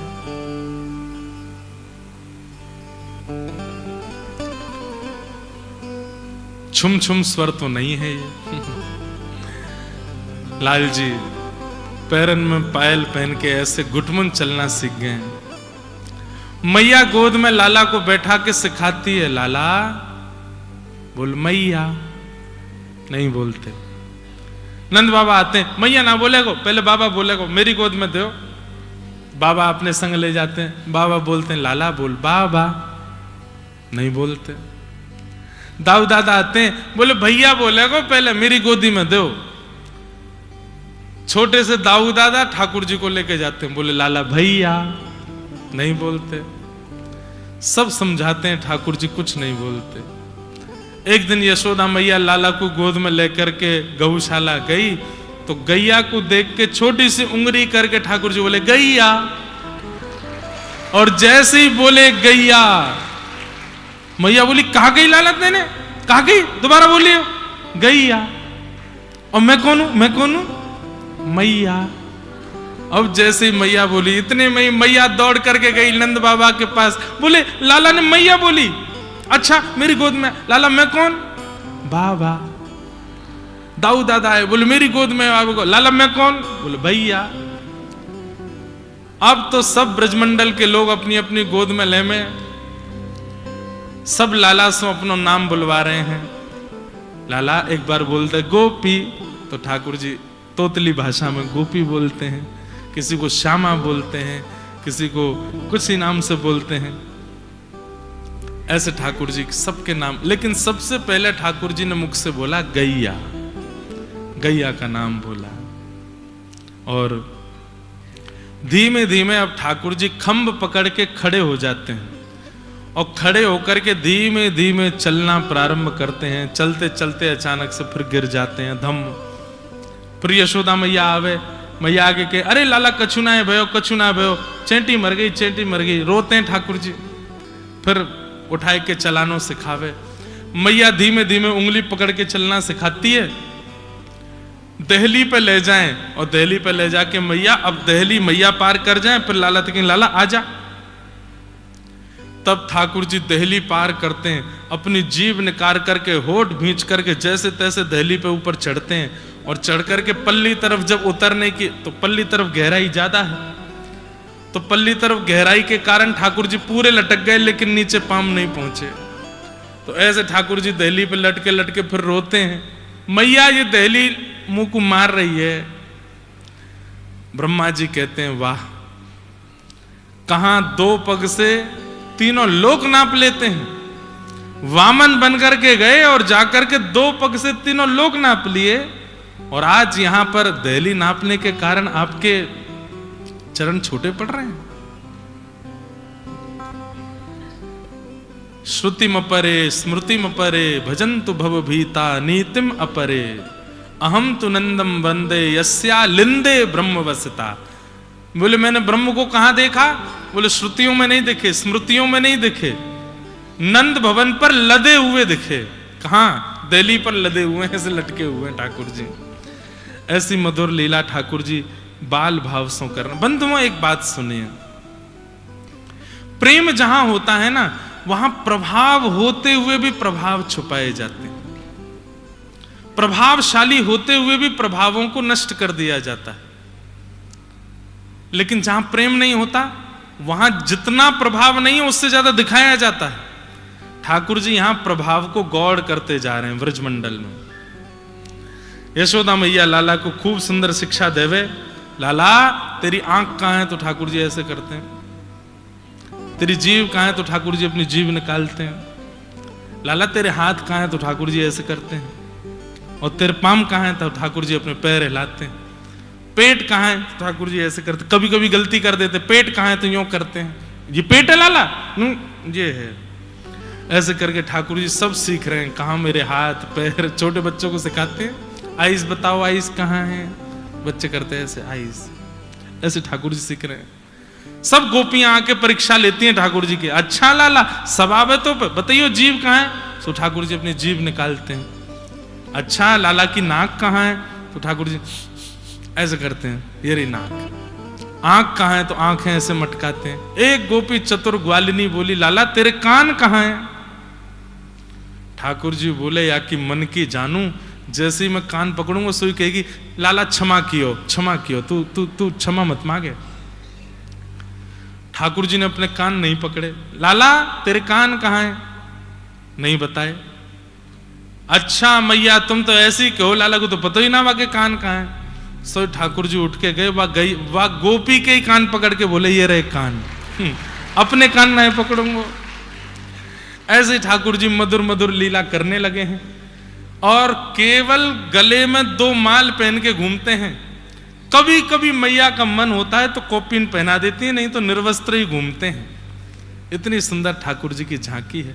पैरन में छोटी छोटी पाजेब पहनते हैं, हाथ में कड़ूला पहनते हैं। सूरदास जी वर्णन करते हैं एक बहुत सुंदर छवि का।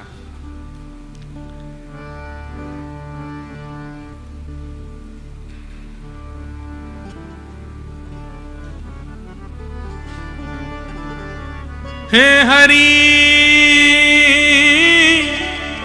अपने आंगन कछु गावे, हे हरि अपने आंगन कछु गावे। तनिक तनिक हाथन सो अपनी, तनिक तनिक हाथन सो अपनी। गायन टेर बुलावे, गायन बुलावे, हे हरि अपने आंगन कछु गावे, हे हरि अपने आंगन कुछ गा रहे हैं। क्या गा रहे हैं ये नहीं पता, कुछ गा रहे हैं और कुछ गा करके अपने गायन पे खुद ही नाच रहे हैं। और बीच बीच में बछड़ा बछिया, नंद भवन में गैया बछड़ा बछिया बंधे नहीं रहते, खुले रहते हैं। तो कभी कभी बछड़ा बछिया ठाकुर जी की पाजेब सुन के और उनके मुख की स्वर सुन के छोटी छोटी बछड़ा बछिया वहां आ जाते हैं, नंद भवन के बाहर आके खड़े हो जाते हैं। तो ठाकुर जी अपने हाथों से ऐसे उनको बुलाते हैं भीतर। तो कुछ कारी धौरी छोटी छोटी गैया ठाकुर जी को आकर के घेर लेती हैं। फिर ठाकुर जी क्या करते हैं, माखन की मटकी पास में ही रख देती है मैया, भूख लगे तो खा लेगो। तो ठाकुर जी वहां से माखन ले में, कछु खा में, कछु उन गैयान को खवा में। तो गैया अपना मुंह हटा ले, नहीं खा में। सो फिर क्या करते हैं, अपने अंग पे लगा लेते हैं और अपने अंग जगह जगह अंग पे लगा के फिर अंग उसके मुख के पास करते हैं। फिर जब वो बछड़ा बच्चिया जीव निकाल के चाटे, सो खिलखिल करके ठाकुर जी जोर से हंसते हैं। सूरदास जी कहते हैं ठाकुर जी के इस रूप माधुरी और इस आनंद माधुरी का दर्शन करके देवता लज्जित हो रहे हैं कि हम काय बात के देवता हैं। वृंदावन क्यों ना भय हम मोर, वृंदावन क्यों ना भय करत निवास गोवर्धन ऊपर, करत निवास निरखत नंद किशोर, निरखत नंद किशोर। वृंदावन क्यों ना भय हम, वृंदावन क्यों ना भय। अच्छा, भगवान ग्वाल बालों के सामने, गोपियों के सामने, यशोदा मैया के सामने, नंद बाबा के सामने ऐसी लीला करते हैं तो ये समझ में आ सकता है कि वो परमात्मा हैं। जैसे कोई सामने आता है तो बाल लीला करने लगते हैं, नहीं, वो एकांत में भी वही लीला करते हैं। और ये एकांत का पद है ठाकुर जी का। हे हरि अपने आंगन कछु गावे, कोई नहीं है आसपास, अकेले अपने आप में धुन में मस्त है, मटक मटक के चलते हैं। कभी गैयाओं के गले से लग जाते हैं, कभी नीचे लटक जाते हैं। छोटे से हैं, 1.5-2 वर्ष के हैं ठाकुर जी, बस ऐसी लीला करते हैं। फिर बड़े बड़े खंभ लगे हैं नंद भवन में, उनमें मणियां हैं, उन मणियों में अपना प्रतिबिंब दिखाई देता है। तो ठाकुर जी अपने प्रतिबिंब के सामने जाते हैं, कभी खो, कभी ऐसे बंदर की तरह करते हैं, फिर उससे बात करते हैं, मैं तोते ज्यादा मल्लूक हूं, मेरी मैया देख मुझको कैसे बनावे, अपने आप से। फिर यशोदा मैया के लाला कौन ते बात कर रहा है, अरे मैया देख कोई ग्वालिन को छोरा घुसे आयो हमारे घर में। मैया के कहाँ है, जे खड़ो मेरे सामने। तो मैया आकर के देखे, अरे लाला जे तो तेरो ही प्रतिबिंब है, तू खुद को ही देख रहा है, ये मणि में तेरो ही रूप आ रहा है। मैया जे मैं हूं, बोले हाँ। तो मैया पीछे आके खड़ी होती तो मैया भी दिखने लगी, देख मैं भी आई गई।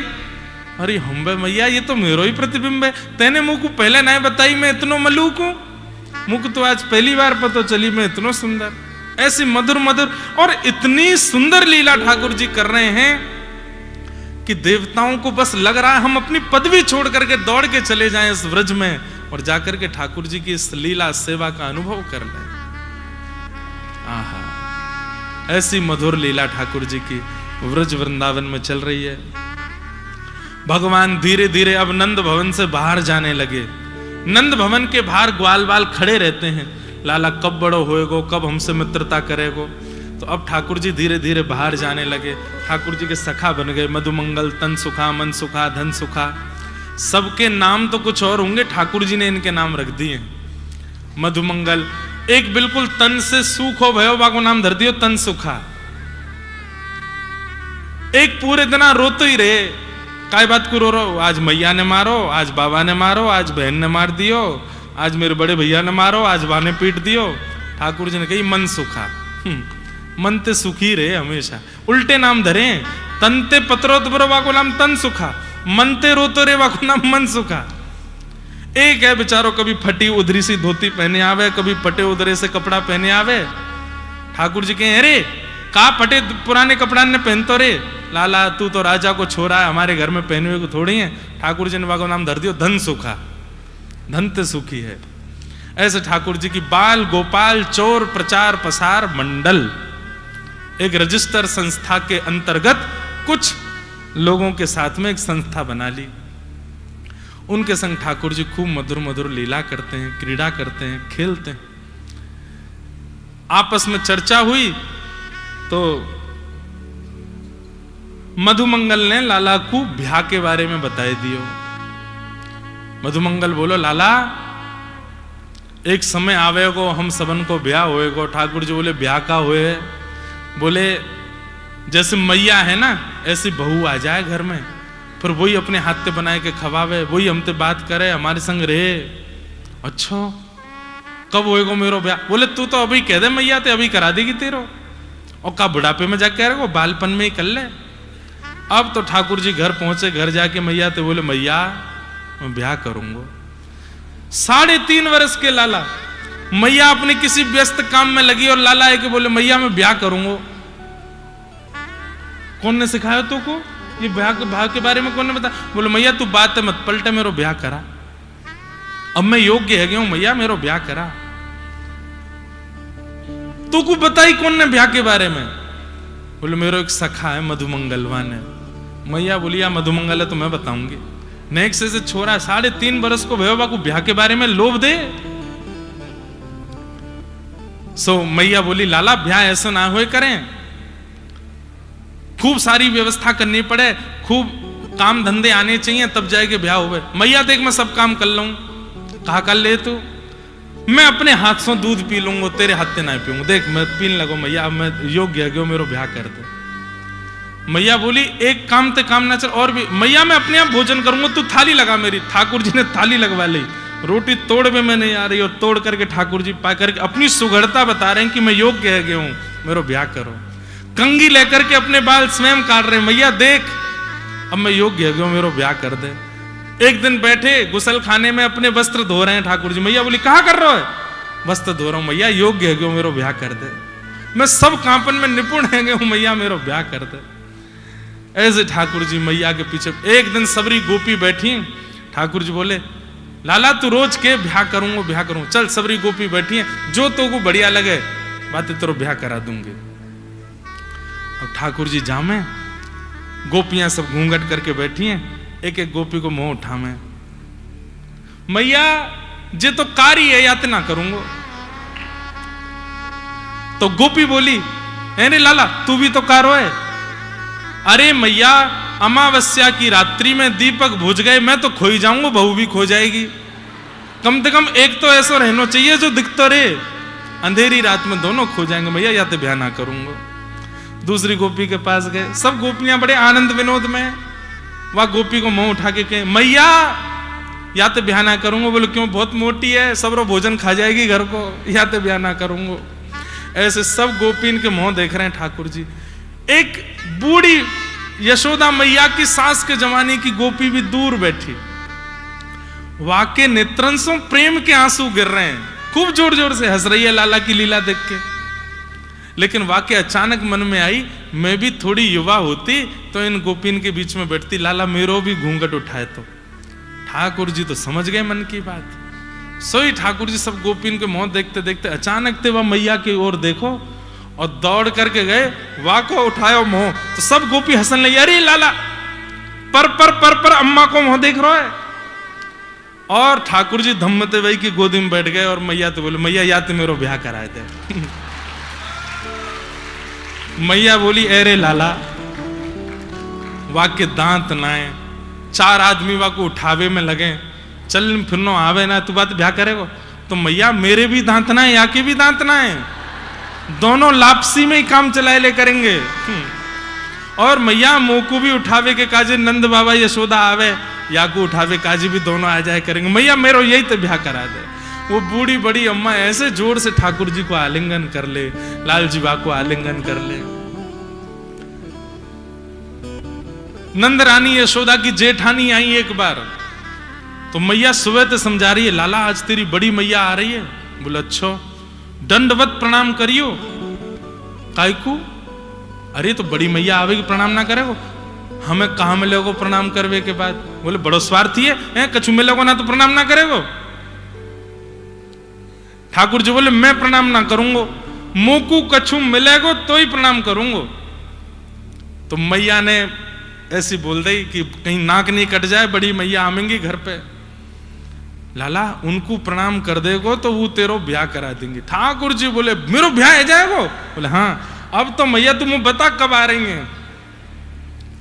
जैसे ही बड़ी मैया आई, ठाकुर जी तो द्वार पे ही खड़े हैं।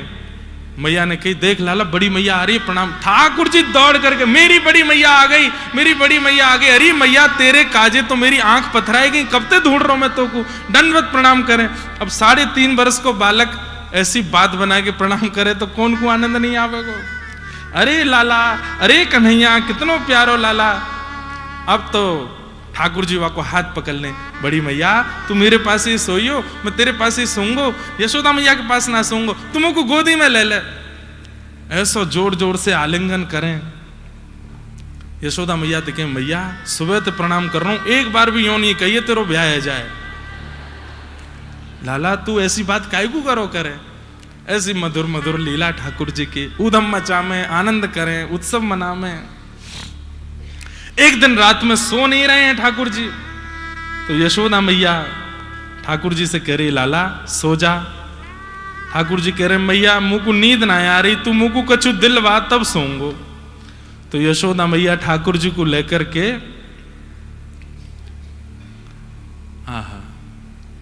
खिड़की के पास बैठी हैं। एक परात में जल भर लियो है और वहां में चंद्रमा की छाया आ रही है। और ठाकुर जी के मैया कह रही है लाला देख ये चंद्रमा खिलौना नीचे आए गए हो, अब तू या सो खेल लियो, अब तू या को देखते सो जा। मैया ऐसे ठाकुर जी कभी ब्याह की जिद करें, कभी चंद्रमा की जिद करें। यशोदा मैया को 24 घंटा मन लगो ही रहे ठाकुर जी सो। नंद बाबा को रोज को नियम है लाला को गोद में बैठाई के प्रसाद पावे, और ठाकुर जी कभी दही लेकर के बाबा के गाल ते लगा दें, कभी कड़ी लेकर के बाबा की नाक ते लगा दें। खामे कमे फैला में ज्यादा है, पर नंद बाबा को भी सुख मिले। अच्छा नंद बाबा को रोज नियम है नेक्सी सी मिर्च खामे। लाला ने एक दिन मिर्च पकड़ ली, बोले बाबा जे ही खाऊंगो। ठाकुर जी नंद बाबा बोले लाला जे मत खाइयो, अरे या तो तुम्हें पेट में दर्द है जाएगो, तेरा मुंह पजर जाएगो। तो ठाकुर जी ने सोची ये कोई बढ़िया वाली मिठाई है या हमारे मुंह को खान ना दें। एक दिन ठाकुर जी ने देखी नंद बाबा की जैसी नजर बची, सोई मिर्च लेके सोई खा गए, और जैसे ही खाई महाराज मुंह लाल पड़ गयो, आंखनते आंसू निकले। अब चीख चीख के ठाकुर जी रो में सबरो गोकुल इकट्ठो है गयो। कोई लाला को शहद चटा रहो, कोई लाला को मक्खन खवा रहो, कोई चीनी खवा रहो है, और सब लाला बस अपनी जीप पकड़ के करें जीप पिचर गई, मेरी जीप पिचर गई, बहुत जोर से पिचर गई, अरे कहा खवाई दियो। ऐसे ठाकुर जी की मधुर लीला वृंदावन में। फिर धीरे धीरे ठाकुर जी माखन चोरी लीला करने लगे। भागवत में शुकाचार्य जी वर्णन करते हैं कैसी लीला ठाकुर जी कर रहे हैं। श्रृंग्यग्निडंष्टि जलद्विजकंटकेभ्य क्रीडा परावति चलौ स्वसतो निषिद्धुम गुरीयान कर्तुमपि यत्र न तज्जनन्यो शोकात आपतुरलम मनसो नवस्थामु। भगवान मधुर मधुर लीला कर रहे हैं, उन सब लीलाओं का आस्वादन सब ब्रजवासी कर रहे हैं। एक दिन मैया ने लाला को मटकी फोड़वे के काजे उखल से बांध दियो। नलकुवर मणिग्रीव पर कृपा करी, ठाकुर जी ने उखल से दोनों वृक्ष को स्पर्श कियो और कुबेर के पुत्र प्रकट भय, भगवान ने उन पर अनुग्रह कियो। दोनों ने भगवान की स्तुति गाई। जब वृक्ष गिरवे की आवाज भई तो सब ब्रजवासी ने मन बना लियो कि अब हम गोकुल में नहीं रहेंगे, चलो यहां से। कहां चलें? बोले एक नव कानन है, नवीन वन है, जाको नाम है वृंदावन। और सब वृंदावन की ओर चल रहे हैं कि वनम वृंदावनम नाम पशव्यम नव काननम गोप गोपी गवाम सेव्यम पुण्याद्रितृणवीरुधम। श्री वृंदावन किशोरी जी के हाथ से निर्मित है, इसलिए ठाकुर जी को बहुत प्रिय है। वृंदावन गोवर्धन और श्री यमुना जी गोलोक धाम से पधारे हैं, ये ब्रह्मा की कृति नहीं है, इसलिए किशोरी जी के हाथ से निर्मित वृंदावन ठाकुर जी को बहुत भाता है, बहुत प्रिय लगता है। वनम वृंदावनम संप्रविश्य सर्वकाल सुखावहम। ठाकुर जी को बहुत सुख मिलता है वृंदावन में। क्यों? किशोरी जी के निर्मित वृंदावन में रह रहे हैं, इसलिए ठाकुर जी को बहुत सुख देता है। वृंदावनम गोवर्धनम यमुना पुलिनानि च वीक्षयासित्तमा प्रीति राम माधवयोर नृप। वृंदावन गोवर्धन और यमुना ये ठाकुर जी को अति सुख प्रदान करने वाले हैं, इसलिए इनके तट पर जाकर के खूब ठाकुर जी का स्मरण करना चाहिए। वृंदावन आकर के ठाकुर जी की मधुर लीलाएं चल रही हैं और एक अघासुर नाम के दैत्य का वध किया, जो कि सर्प के रूप में आया था। और भगवान ने सब ग्वाल बाल जो उसके गर्भ में जाने से मृत्यु समान भाव को प्राप्त हो गए थे, सबको पुनर्जीवित किया। सब ग्वाल बालों के साथ ठाकुर जी ने छाक लीला की, जो हम परसों अनुभव कर रहे थे। विभ्रद वेणुम जटर पटयो श्रांग वेत्रे चकच्छे वामे पाणौ मृषण कवलम तत्फलम लांगुलीषु तिष्ठन् मध्ये स्वपर्शुहिदो हासयन् निर्मभिस्वे स्वर्गे लोके मिषद विभुजे यज्ञ भुक्बाल केली। बीच में ठाकुर जी बैठ जाते हैं, चारों तरफ ग्वाल बाल बैठे हैं, कभी कोई सामग्री लेकर खामे। और ठाकुर जी की कितनी सुंदर झांकी है। विव्रत वेणुम जठर पटयो श्रांग वेत्रे चकच्छे। एक बाम भाग में तो वेणु दबा रखी है, एक बाम भाग में श्रृंगी दबा रखी है। बीच में ठाकुर जी बैठे हैं, चारों तरफ ग्वाल बाल बैठे हैं। अपने हस्त कमल के मध्य में चटनी रखी है, उंगलियों के बीच में अलग अलग अचार रखे हैं। एक हाथ में सुंदर कवल रोटी का लेके ठाकुर जी एक बार रोटी खाते हैं, फिर कोई अचार चाटते हैं, फिर रोटी खाते हैं, फिर कोई चटनी चाटते हैं, फिर रोटी खाते हैं, फिर कहे मधुमंगल तू कहा लेके आयो? बोले मैं तो ये लाऊं, चल खवा मुकू। ए तनसुका तू कहा लेके आयो? तू भी खवा। सबन के हाथ से खाते हैं। बीच में बैठ के मधुर गोपाल जी का ये छाक लीला का उत्सव होता है। ग्वाल बालों के हाथ से खा रहे हैं, झूठन कूटन सब चल रहा है। ये देख करके ब्रह्मा जी को मोह हो, ब्रह्मा जी के मन में संशय हो गया कि ये भगवान नहीं हो सकते। यज्ञ भोक्ता भगवान ऐसे किसी के भी हाथ से खा रहे हैं, कहीं भी झूठन कूटन खा रहे हैं। व्रज की लीला में कथा आती है कि भगवान को एक सखा मन सुखा पुरानी कढ़ी लेके आयो, ठाकुर जी को खवानी पड़ेगी खट्टी कढ़ी, या हमारे एकांत में जाके अकेलो ही पारो। ठाकुर जी ने देखी, अरे मेरो सखा मनसुखा कहाँ है? बोले वो तो लाला एकांत में बैठो है। ठाकुर जी दौड़ करके गए तो मनसुखा मुख से लगा के कढ़ी पी रो। ठाकुर जी ने वहां को पात्र पकड़ो, अरे क्या कर रहे हो? लाला 4 दिना की पुरानी कढ़ी खट्टी है गई, तू माने ना है, सबसों ले लेके खावे। अब खट्टी कढ़ी खाए के तेरी आंख मिच जाएंगी, गरो खराब हो जाएगो, या हमारे में एकांत में ही पारो। ठाकुर जी बोले फिर भी मोकू तो मिल गई। कहां मिली? मैंने तो सबरी खा ली।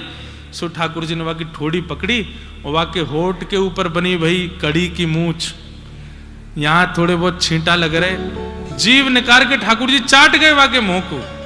अरे बड़ी स्वाद है, कैसी बढ़िया मधुर लग रही है। आज दधी, हमारे अष्ट सखा गाते हैं। कैसी छाक लीला होती है ठाकुर जी की। वहां मन सुखा के मुंह पे लगी हुई कड़ी चाट गए, मन सुखा के नेत्रन से आंसू गिर रहे हैं। लाला तू इतनो प्रेम काय को करे हमसो, हम तेरे योग्य तो है ना, हम इतने श्रेष्ठ तो है ना, फिर भी तू हमसे इतना प्रेम क्यों करे।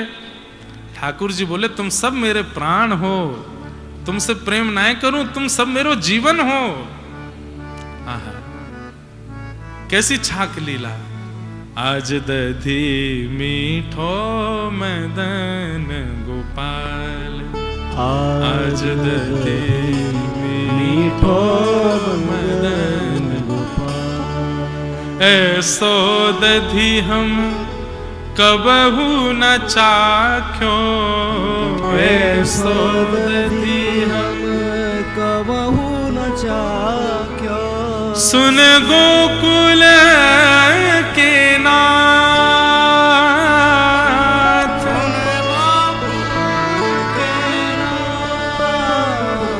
आज दधी मीठो मदन गोपाल, आज दधी मीठो। अपने हाथ से सब ग्वालन को ठाकुर जी दही दे रहे हैं और सब ग्वाल बाल सुंदर सुंदर बड़े बड़े पत्तरन के दोना बना बना करके कढ़ी पा रहे हैं, खीर दही पा रहे हैं। कछु ग्वाल बाल रह गए और सबरी दही पूरी है गई। सो ठाकुर जी बोले जो नहीं पायो सुनो मेरे भैया, जो नहीं पायो सुनो मेरे भैया। अब बगलबंदी को ऐसे ऊपर करके ठाकुर जी दही दे रहे, सब यहां तक दही सनी वही है। जिनको दही नहीं मिली है वो कहा करो, जे नहीं पायो सुनो मेरे भैया, जे नहीं पायो सुनो मेरे भैया। मेरी हथेली चाट, मेरी हथेली चाट। अरे ऐसो प्रेमी कोई है सके।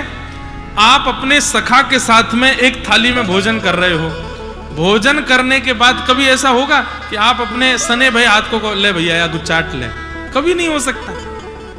ठाकुर जी अपने सने भाई दही के हाथ को ग्वाल बालन को दे रहे हैं, अरे जे अंगूठा तेरो, जे वारी उंगली तेरी, ये उंगली तेरी, सबरे चाट ले। और सब ठाकुर जी के हाथ को चाट रहे हैं। आकाश में खड़े हुए ब्रह्मा जी बोले ना, ये भगवान नहीं हो सकते, ये परमात्मा नहीं हो सकते। और बस इसी संशय के कारण ग्वाल बालों का हरण करके ले गए। भगवान हाथ धोकर के यमुना जी से आए, देखा सब ग्वाल बाल कहां हैं, ढूंढा नहीं मिले, नेत्र बंद करके ध्यान लगाया तो पता चला कि ब्रह्मा हरण करके ले गया। ठाकुर जी बोले इस ब्रह्मा को इतनी हिम्मत। अब सोचो, जब ब्रह्मा जी की मति घूम सकती है ठाकुर जी की लीला पे, तो हम तो मानव हैं। भगवान ने सारे ग्वाल बाल अपने अंग से प्रकट कर दिए। श्री कृष्ण ही ग्वाल बाल बन गए, श्री कृष्ण ही गैया के बछड़ा बछिया सब बन गए। हमारे पूज्य नाना जी कितनी सुंदर बात बताते हैं यहाँ पे कि गोपियों के मन में आता था कि काश कन्हैया हमारो लाला हो, तो गैयान के आतो कि काश कन्हैया हमारे बछड़ा होते। आज ठाकुर जी ने सबकी इच्छा पूरी कर दी, सबके ग्वाल बाल बछड़ा बचिया सब ठाकुर जी बन गए। अब जैसे ही आज गौ चारण करके लौटे हैं, गोपियों को अपने छोटे गोद के बालकों से उतना प्रेम नहीं हो रहा जितना प्रेम ठाकुर जी के सखाओं से हो रहा है। उनको गोद में लेके बैठी हैं, क्यों? सबके अंग से ठाकुर जी जैसी सुगंधी आ रही है, सबके मुखमंडल पर ठाकुर जी जैसी प्रसन्नता और ठाकुर जी जैसा आकर्षण आ गया है। गैया भी सब इतनी मचल गई हैं, क्यों? वो बछड़ा बछिया जो ठाकुर जी के संग जाते हैं उन सबको दूध पिलाने में अत्यंत सुख मिल रहा है, क्यों? सब ठाकुर जी बन गए। और एक आध दो दिन के लिए नहीं, 1 वर्ष के लिए ग्वाल बाल बछड़ा बछिया सब ठाकुर जी बन गए। ब्रह्मा जी ने अपना काम किया, ठाकुर जी ने उसमें भी एक स्वाद दे दिया, सब ब्रज को अपना आस्वादन करा दिया। एक दिन बलराम जी बोले, या ब्रजमंडल की स्थिति कुछ विचित्र सी क्यों लग रही है? बोले क्यों? इतनो प्रेम। गारी दे के बोले जहां पे ब्रज में वहां इतनो प्रेम। अरे गोपी बड़े बड़े ग्वालान को ऐसे गोद में लेके डोलें, इतनो पुचकारें, इतनो प्रेम करें, गैया कभी लात ना मारे, सबरे बछड़ा बछियान को अपने समीप रखे, इतनो प्रेम क्यों है रोए? दाऊ दादा तो शेष नाग हैं। नेत्र बंद करके ध्यान लगा करके देखा तो सब जगह कृष्ण है। आगे कृष्ण, पाछे कृष्ण, इत कृष्ण, उत कृष्ण, जित देखूं उतित कृष्ण माई रे।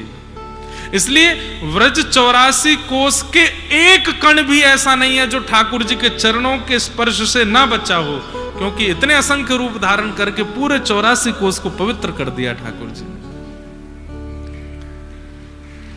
1 साल बाद ब्रह्मा जी के मन में आया, अच्छा ब्रह्मा जी का 1 साल नहीं हुआ था, सतयुग त्रेता द्वापर इतनी जब 71 बार बीतते हैं तब ब्रह्मा जी का 1 दिन होता है, तो ब्रह्मा जी के तो चंद सेकंड ही निकले थे। ब्रह्मा जी बोले देखूं तो सही नीचे बहलू पिया कृष्ण कैसा होगा। नीचे आकर के देखा, सबरे ग्वाल बाल बछड़ा बचिया जितने ब्रह्मलोक में सब नीचे भी हैं। ब्रह्मा जी समझ गए मेरी जैसी कृति मैं भी दोबारा नहीं बना सकता, पर ये दोबारा बनाने की सामर्थ्य केवल परमात्मा में है। मैंने संशय करके भूल कर दी, भगवान से क्षमा मांग लेता हूं। ब्रह्मलोक गए थे बछड़ा बछियाओं को वापस लेने के लिए, इनसे पहले ठाकुर जी वहां पहुंच गए और ब्रह्मा बन करके बैठे हैं। ब्रह्मलोक में जैसे ही ब्रह्मा जी ने प्रवेश किया, देखा सामने सिंहासन पर शंख चक्र गदा पद्मधारी ठाकुर जी विराजमान हैं। चरणों में बैठ करके क्षमा मांगी, ठाकुर जी मुझे क्षमा कर दें, मुझसे अपराध हो गया, मैंने बहुत बड़ी गलती कर दी, मैं पहचान नहीं पाया आपके रूप को। तो बोले काय बात के ब्रह्मा हो, हमारे रूप माधुरी को नहीं पहचान पाते?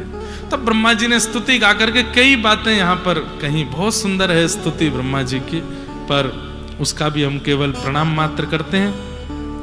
भगवान ने आगे कई लीलाएं प्रारंभ कर दी, धेनुकासुर का वध किया, तत्पश्चात मधुर मधुर लीलाएं अलग अलग ऋतुओं की ठाकुर जी करने लगे। गैया चराने के लिए जाते हैं, गैयाओं की सुंदर गौरज भगवान के श्री अंग से आकर के लगती है और उस भाव का दर्शन करके गोपियां अत्यंत आनंदित होती हैं।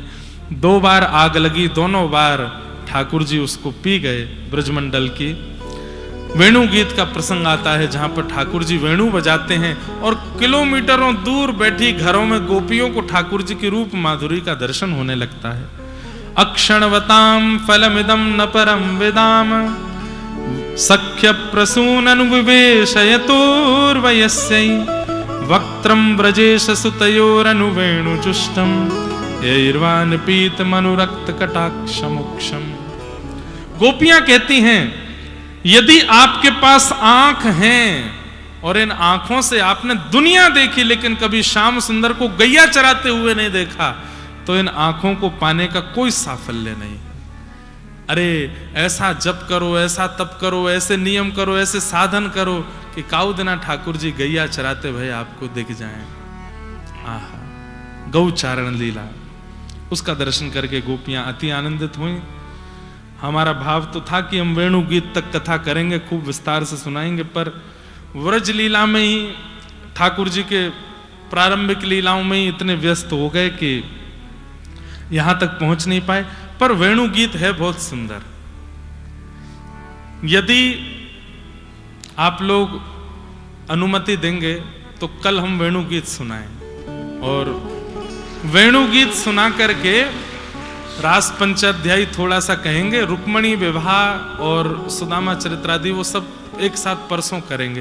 वैसे तो रुक्मणी मंगल कल होना चाहिए, पर कल रास करेंगे और रास में श्री प्रिया प्रियतम का ही विवाह उत्सव भाव रख लेंगे, और रुक्मणी मंगल की कथा परसों से सुबह से प्रारंभ करेंगे।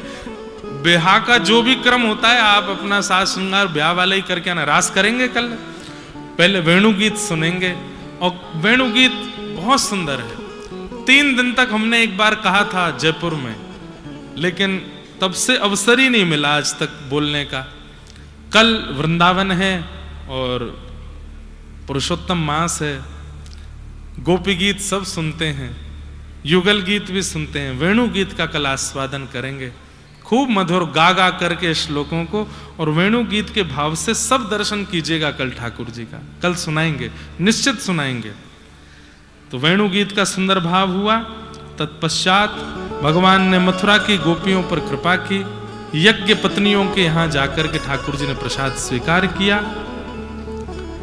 तत्पश्चात भगवान सब ब्रजवासियों को ज्ञान उपदेश कर रहे हैं। ब्रजवासी 56 भोग बना रहे थे। ठाकुर जी ने जाकर के सब ब्रजवासियों से निवेदन किया कि इंद्र पूजा करते हो, पूजा करनी है तो वाकी पूजा करो जो भाग्य बदलना जाने। बाकी कर्मणा जायते जंतु कर्मणैव विलीयते, सुखम दुखम भयम क्षेमम कर्म नैवा विपद्यते। ठाकुर जी सब ब्रजवासियों को ज्ञान उपदेश करके 56 भोग लेकर के अब गोवर्धन जा रहे हैं। इस लीला को हम लोग सुनेंगे। उससे पूर्व पूज्य गुरुदेव भगवान, कल भी हम लोग आपके वचनामृत का आस्वादन नहीं कर पाए। आज हमारे मध्य में गुरुदेव आए हैं, उनका भाव सुनेंगे और उसके बाद गोवर्धन उत्सव के कुछ पद गाकर के ठाकुर जी को 56 भोग। गिरधर लाल जी भी आ गए, लाल जी भी पधारे हैं। जब तक लाल जी व्यवस्थित हो रहे हैं, गुरुदेव भगवान की वाणी हम लोग सुन लें। और आज राजकोट से हमारे श्री आकाश जी भी पधारे हैं। आपकी कथा आज विश्राम हो गई, आपकी कथा आज चल रही थी वृंदावन में, हमको पहुंचना था लेकिन हम क्षमा प्रार्थी हैं, समय के बहुत ज़्यादा भागदौड़ के कारण हम नहीं आ पाए कथा में। अधिक मास भी चल रहा, आपकी कथा भी परिक्रमा मार्ग में चल रही, तो वहाँ प्रवेश करना ही बहुत मुश्किल वाला काम है। हमारी परिक्रमा लग जाती अगर हम आपके यहाँ आते तो इसलिए हमने फिर आपसे निवेदन किया कि आप कथा विश्राम करके यहाँ आ जाओ। तो आप भी बहुत अच्छे भागवत के सुमधुर वक्ता हैं, आपका आज आगमन हुआ है, बहुत बहुत आपका स्वागत, अभिनंदन। आप सब लोग बिल्कुल शांति बना करके बैठे रहें। गोवर्धन उत्सव के बाद ही सब लोग यहाँ से जाएंगे और शाम संध्या में 5:30 बजे रथ यात्रा का दर्शन लाल जी का होगा। पूज्य गुरुदेव भगवान अपनी भावमयी उपस्थिति से हमारे पास जो कुछ भी है सब आपकी प्रसादी है, ये आपकी ही कृपा है। ये लोग बागों ने हमको जय जय जय जय कहना शुरू कर दिया, हमने तो कभी नहीं कहा कि हमको जय जय बोलो। ठाकुर जी कह रहे थे सब ब्रजवासियों के कि मैं जय जय हूं, अब आप सब हमको जय जय बोलने लगे। लेकिन ये प्रसंग भी पूज्य गुरुदेव भगवान से सुना था हमने कि जब ठाकुर जी ने गिरिराज जी धारण किए, सब ब्रजवासी बोले लाला तेने कैसे उठाए लियो? ठाकुर जी बोले हम जय जय हैं, या हमारे उठायो। तो ये हम जय जय हैं, ये टाइटल जो आपने इतना प्रसिद्ध कर दिया सब जगह, ये भी पूज्य गुरुदेव की कृपा से। बचपन से हम कथा ही सुनते आए, हम इतने सौभाग्यशाली बालक हैं ब्रजमंडल के, भगवान की कोई की नजर नहीं लगे। हमने बचपन से कथा ही सुनी है, पूज्य गुरुदेव भगवान की कथा सुनी, आचार्यों की कथा सुनी, संतों की कथा सुनी। कथा जीवन बना दिया ठाकुर जी ने। ब्रज में जन्म दिया, ब्राह्मण कुल में जन्म दिया, लाल जी की सेवा दी, व्यासपीठ दी, ऐसे पूज्य गुरुदेव भगवान। मैं कथाओं में कहा करता हूं, तन के गुरु माता पिता, आत्मा के गुरु वो जिनसे हम दीक्षा लेते हैं। तो आत्मा के गुरु और आत्मा के माता पिता भी वही हैं जिनसे हम दीक्षा लेते हैं। पर हमारा कितना बड़ा सौभाग्य, हमारे जो तन के गुरु हैं वही हमारी आत्मा के भी गुरु हैं। हमारी दीक्षा भी आपसे हुई है। गुरुदेव भगवान आए हैं, 2